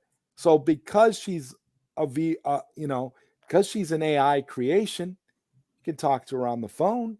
You can pick up your phone, you click into an app, and you can have a conversation with her. You can video chat with her. You could talk to her audibly, like through the phone. And so it's essentially like being in a relationship. So when you put the Googles on, you can have the physical aspect of the relationship by putting the Googles on, the goggles, or you can talk to her over the phone, or you could chat or text or whatever. And so again, you're perpetuating the relationship. You're keeping the relationship going. So in your mind, okay, she's not real. She's an AI. She was created, but it doesn't matter, because you've already established it in your mind what she is to you. It doesn't matter if she's not real to There's anyone not that else. little thought though that is like, this is just AI. This ain't real. Yeah, but Because you're still saying words like essentially. And he said, but no, it talks just like a real person. There's no difference. and I think that's where it gets scary, because what happens if I'm a dirtbag and I'm like, you know what? I'm going to hook up with all my friends' wives and girlfriends. Take a screenshot of their profile picture on Facebook and be like, oh yeah. You can. That's the thing. You'll be that able doesn't to sound do enticing that. though. No, And that's not necessarily a good thing. that's not a good thing. Yeah. But it's probably going to be a thing. It's not a good thing, but it's probably going to be a thing. But That's what worries me. But here's my point, though. People are always going to abuse it, right? You're going to always have people that are going to abuse it, but then you are going to have the people that are going to just going to be thankful for the genuine ability to be able to connect with another. I won't say another person, but to connect with another being, one way or the other. You are connecting. This AI is a being, whether or not it's real in the sense that the sense that you would say, oh, it's real. There's already people going around saying, oh yeah, I have a relationship with my virtual girlfriend. Well, yeah, for you, that's a virtual girlfriend, but to us, we're looking at you like you're a weirdo and saying, well, no, that's not real. That's just something that you are, it's a coping mechanism because you can't get a real girlfriend or a wife or whatever. But the point is that when it is literally to a point where it is indistinguishable from what you have in your real world, it's as real as you turning around and picking up that copy of Super Sentai on Blu-ray and holding it in your hand. You can feel her when she's holding you in that VR world. I think you're going to have a hard time convincing yourself once you take the goggles off that it's not real, and you're going to want as many opportunities as you can to go back into it and be with that. Absolutely. It's a product. They're going to want you to come back to it. They're going to want you to return to it. They're going to want you to get stuck inside of there. And that's the scary part. Like I've had enough imaginary friends growing up, when I was a little kid. So like, I don't need to make any more real ones now, like I like the friends and people that I hang out with now. So I don't have time to maintain all those relationships and some imaginary friends. Go bachata dancing. Well. You can feel a woman respectfully close to you and have a great time. And Darth Plato makes a good point. If we live in a simulation already, then this whole discussion is moot. It's already happened. Well, I'm glad you said that, Darth Plato. I don't really want to. I wasn't really planning on getting into simulation theory. Why, just because I think that would be a little bit. That would be a little bit. Even that would make it go. I think we've gone pretty deep tonight, and that would be going even deeper. But I was just thinking. But it may one good point though here with what Darth Plato is saying is essentially this, though. When we get to the point that virtual reality is indistinguishable from our reality that we live in, what we perceive to be reality right here and now, okay, that just adds credence to simulation theory as an argument, because once we've achieved the ability to have these simulations ourselves, and they're just as real as what we perceive to be real now, it just adds exponentially to the idea that it's already happened, that we live in a simulation. I feel like AI will just open a door to all of our intrusive thoughts. Like, do we want our intrusive thoughts to run wild in this uncontrollable AI world? That's a good question. Yeah, that's a really good question. Time to climb Mount Olympus. I sit here and I think about it too. Like, I think that it's whatever makes you happy. So if you're living that life and you're happy with your life as it is, and you want to nip off once in a while and put those goggles on, Trey, Wonder Wife should be okay with it, because Wonder Wife will be with you on the journey all the way through. Nope. I'm good with the real thing. I'll take it. She's my dream girl. There's a reason why she's Wonder Wife. I'm already living the fantasy in real life, and that's the thing. If you find truth in real life rather than searching fake, you can call it real all you want, but is it true? and I think that's going to be a different definition for everybody. But I think at the same time, and that's there's something that is true. What's true? What is true? And I think, but see, that's where it kind of gets silly, because we do live in this society where it's just like, well, it's my truth, and it's like, and I always think that kind of stuff is bullshit, because it's like there's some things that are real and fact, and there's some things that you just facts are facts, indisputed facts. And there's other things that you just can't come up with. Like the biologies of human beings, like biology, you have male biology, you have female biology, but that's another topic. That's another discussion. All I'm saying is that, when we get to a point where we can no longer discern what's real, it's going to be up to us to determine what we want our reality to be, because our reality is only going to be based on our perception. So everybody's going to have to decide what reality is to them.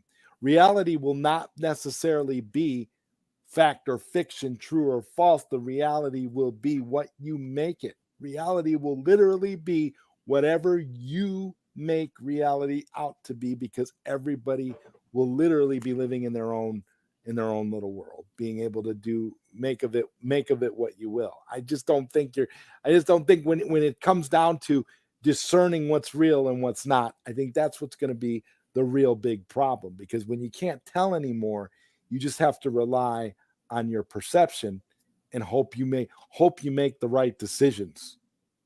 And I mean, that's not necessarily the most optimistic way of looking at it, but it's essentially what it is. It's what we're going to have to work with here. I mean, how are we going to know?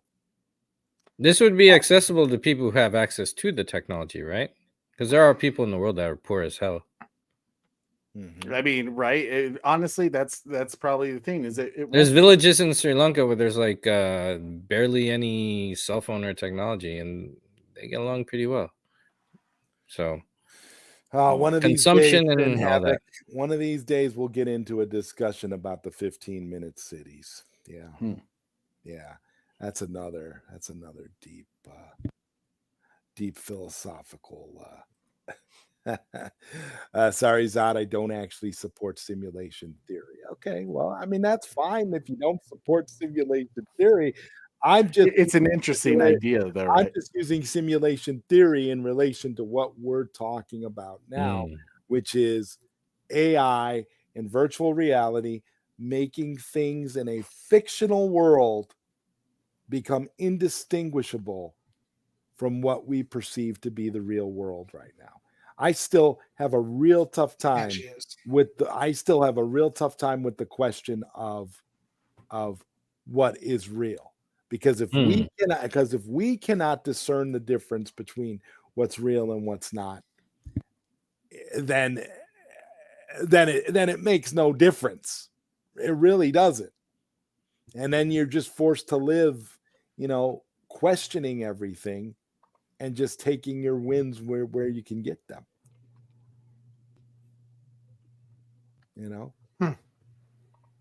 So on that note, guys, I think that was very, very weighty for Late Night Q&A 100. we went deep with it, man. I appreciate you guys indulging me for this discussion. I'll roll with it all the time. And anytime, Doug. Corey, I love the tinfoil hat. Don't get me wrong. I think it really suits the topic and suits it. I love discussing AI. It's interesting, and I think it's something that we have to be cautious about, because we don't want to end up like this. Indeed. Socks Bulletins. What's up, Socks? Says, I figured this out. AI is like fake boobs reality in like real boobs, is like real boobs. Problem solved. And I don't know, Socks. I think you're the thing is, though, you're not going to be able to tell the difference. The boobs in virtual reality are going to be the same as the boobs. I'll be able to. I mean, it depends. Does it feel like a bag of sand? I'll be able to tell the difference. Sand, okay. Is that from 40-Year-Old Virgin? Yeah, that's right. It's a bag of sand. That's from James Gunn's inspiration for Superman. Sin Havoc says this discussion is needed. Shout out to the panel and the chat. Absolutely, I agree. I love this discussion. I think we're really rolling on all cylinders, and I think this was very appropriate for episode 100. What's up, Damien? Deal with it. Good to see you, my friend. Well, Zod, if you were trying to make the 100th episode a top 5 episode of all time, mission accomplished. You've all crushed it tonight. Pow pow. I this is what I was going for, though. I wanted us to talk about something big, something deep that we could delve into. Check that out. Trey will love you long time in virtual reality or AI reality. Excuse me. What? I want to see Corey with the red head in the red dress in VR. I'm gonna be. It's gonna be one of these things where I'm gonna be like, I'm gonna meet you guys. I'm gonna meet you guys in the arcade time capsule. We're gonna go play some Donkey Kong and some competitive fighting games in the arcade. Then we're gonna leave the arcade and we're gonna go have a nice virtual steak dinner, fill our stomachs, and then we're gonna go to a club and we're gonna chill. It's gonna be so much fun, and we're gonna hook up with Kojay because he's over there hanging out with the DJ. We're about to have a great time. That's what's coming up. Honestly, guys, I'm looking forward to the ability to for everybody to link up in those kind of environments. I think that's going to be a lot of fun. How am I going to get home though? Am I going to virtual reality drive home drunk or man? I'm gonna get myself a Tron cycle and just okay. I'm gonna ride a horse. I'll pay for virtual Uber drive Corey to get you out. No. I gotta be honest. I want Kaneda's bike from Akira. That'd be straight up boss. Just shadow fence. The most knotted bike slide in anime and cinema history. Yeah. Hey, I'm riding Shadowfax back. What's up, Guitar? Yeah, these were the mystery guests for tonight. Sorry, not Zack Snyder or not Zack Snyder or Ray Porter or anybody like that. Zack Snyder was here earlier talking. He was. He started at the beginning. He was here at the beginning of the stream. We'll play. You know what? We'll play that right now for everybody that missed it. This was the beginning of the stream. For those who are asking about Zack. Especially since we're talking about AI. Yeah. Wow. Here you go. Hello, everybody. You are about to experience episode 100 of Late Night Q&A with ZodWriter. This will definitely be a great live stream. I want to quickly mention something on a personal note. There's a lot of hype surrounding part 2 of Rebel Moon, and with limited theatrical screenings happening now, expect spoiler-free reviews to be popping up all over the internet really soon. More importantly, Rebel Moon drops on Netflix Friday. For now, though, kick back and enjoy this milestone on Zod's YouTube channel. Maybe someday I'll join him on the panel. Wouldn't that be totally cool? I'm thinking along the lines of episode 300. Last but not least, hashtag sell Snyderverse to Netflix, or my personal favorite variation, Snyderverse, sell it without any further delay. Let's get this thing started. Stay tuned. Now that's the truth right there. Zack Snyder will be back for episode 300. Oh, that's icing on the cake. 300. So there you go. There's when you can expect Zack Snyder on Late Night Q&A. There we go. That is going to be the mission for this show. Episode 300 will be Zack Snyder. And you know what's the best part? It's not going to be VR. It's going to be real. I know the truth. It will be Zack. Watch the replay, guys. If you just arrived, they crushed it tonight. And Neo Sevens, what's up, Marcus? My good friend Marcus. Hey, what Congrats up, on Late Night Q&A number 100. Always a pleasure having Marcus in the chat. And Oracle's Clock Tower is so awesome. Oracle, I made you a mod. Thank you so much for being here. Oracle is awesome. I appreciate Oracle. Super awesome. Tell me a little bit about Oracle, gentlemen. She's just so genuine. she's one of the kindest people, and just, you know, always looking out for everybody. She's kind-hearted. She is just a good soul. She bailed on Blood and Honey real early because it got too gory, and Blood and Honey got a little gory for people. but I loved that about her, like she stood up to, what she likes, and she's there. So she's just an all around genuine person, and the fact been that a she great was there person to know. support us too, even though she knew from the get go it probably wasn't gonna be for her. Oh, for sure. So that hell, I knew from the get go it wasn't going to be love. my jam, but yeah, she showed up, and yeah, it was just impressive. So and I think that's a great thing about our community as a whole. The whole battalion is just absolutely fantastic with showing up, even if it's something that they have never heard of before, or it's something that they're maybe not even interested in. They still show up all the time, and that's why we love them so much. So they're just fantastic people. That's for sure. One of the greatest communities of all time. I have to say, and like I said, I couldn't be happier.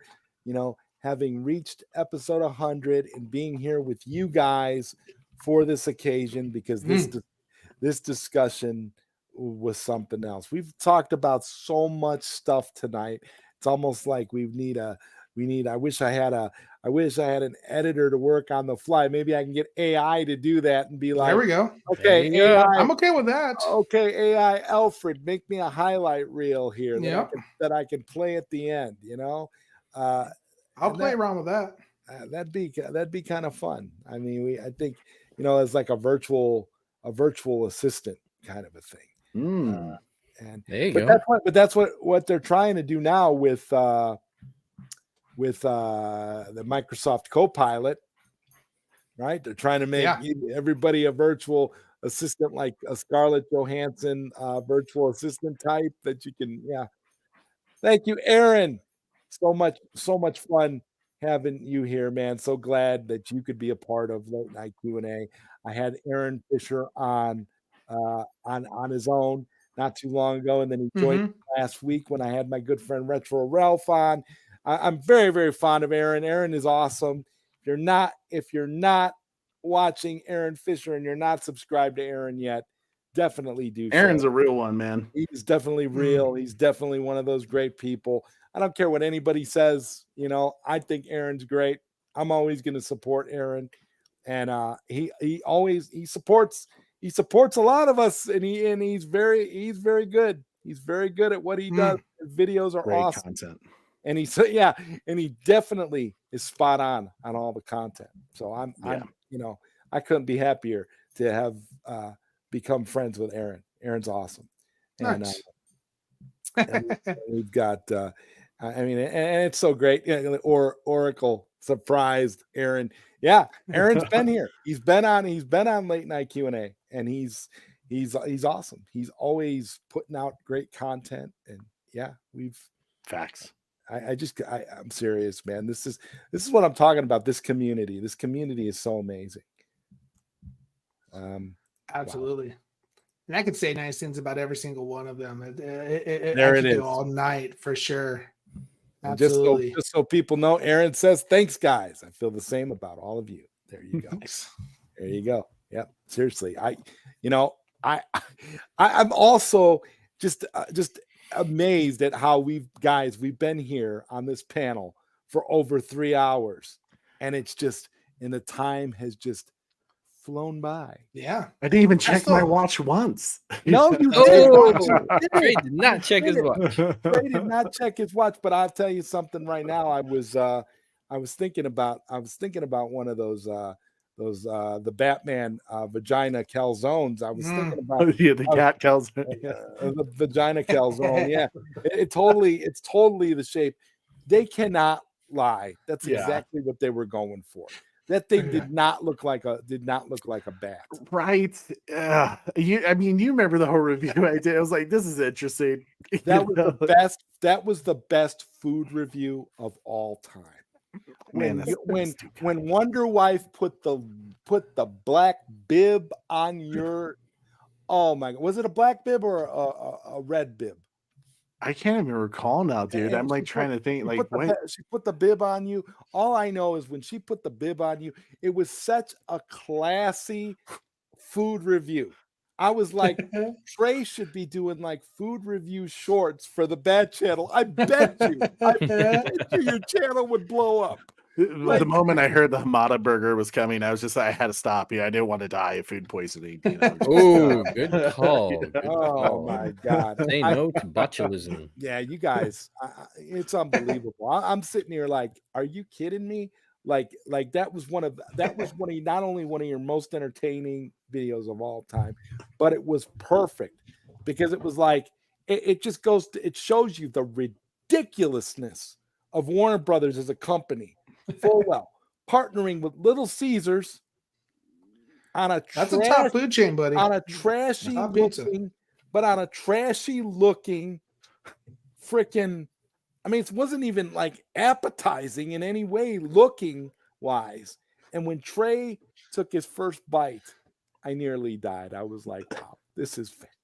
Can I get a hot and ready calzone, please? Extra Catwoman sauce. I want the vajayjay with extra Catwoman sauce. All right, you give me and that hot and ready. Yeah, I want it hot and ready.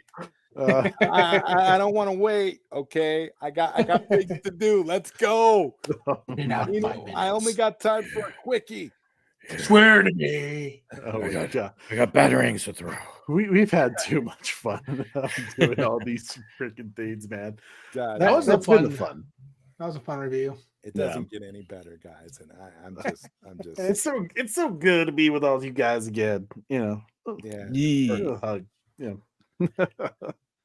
Group hug, and we're gonna all be able to go to a virtual reality environment meetup. We'll be beating up a lot more than we normally do if we could just put the goggles on and be like, "Hey, what's up, guys?" I mean, we'll be literally having meetups like every couple days. Oh yeah, we're just gonna hang out.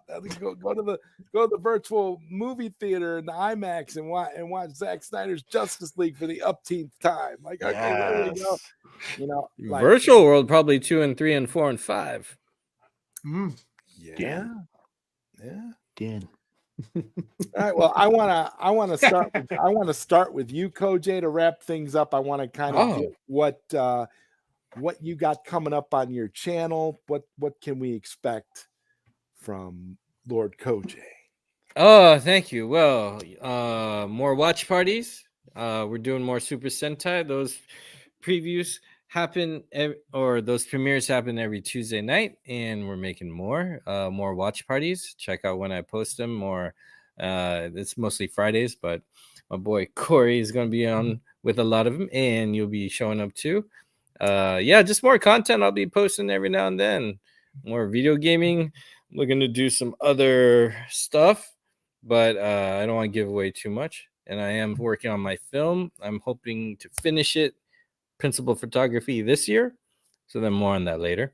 But yeah, check me out if you like. And, I appreciate you. Thank you. All right. And we've got, and guys, we've got Rebel Moon Part 2. Oh, yes. Coming up. That watch party. Speaking of watch parties.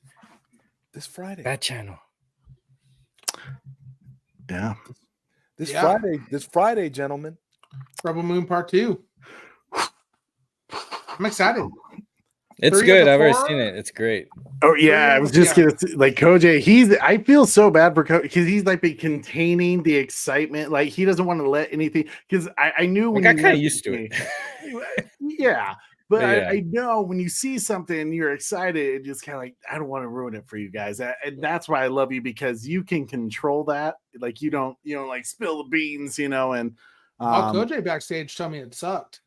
Oh, I knew it was like worst film of 2024. Don't go see it. He's just like hashtag not a real Zack Snyder fan. I honestly can say that we're all really big Zack Snyder fans. We opened the show with Zack Snyder. We're finishing the show with Zack Snyder. We're Zack Snyder fans through and through. Okay, Bat Channel. What's coming up next? Corey, what do we what's have coming up next? Oh, we have the Rebel Moon. Saturday, right? Yeah, Rebel Moon we're on doing Saturday. Oh, go ahead, Corey. It's your Yeah, show. we have Super Rebel Bowl Moon Corey on channel. Saturday. We're going to have a lot of more AI discussions on it as well. I think the biggest thing about the thing that we're looking forward to the most with AI is reliving that bat calzone pizza again. So we're just going to eat that every single day for the rest of our lives. That's the great thing about AI. That's where AI works. Eating bat calzone and watching the Batman with Robert Pattinson. Can AI forever. give me a new co-host? No, I'm just kidding. God, I hope. No, yeah, Rebel Moon. So freaking excited for it, dude. I'm so excited. It's coming up Saturday. We have a bunch of things coming too. Trey and I still need to review Godzilla. What's the time going to be? What's the time going to be on Saturday? 8:45 p.m. Eastern. Okay, because I got a family thing, so I'm gonna.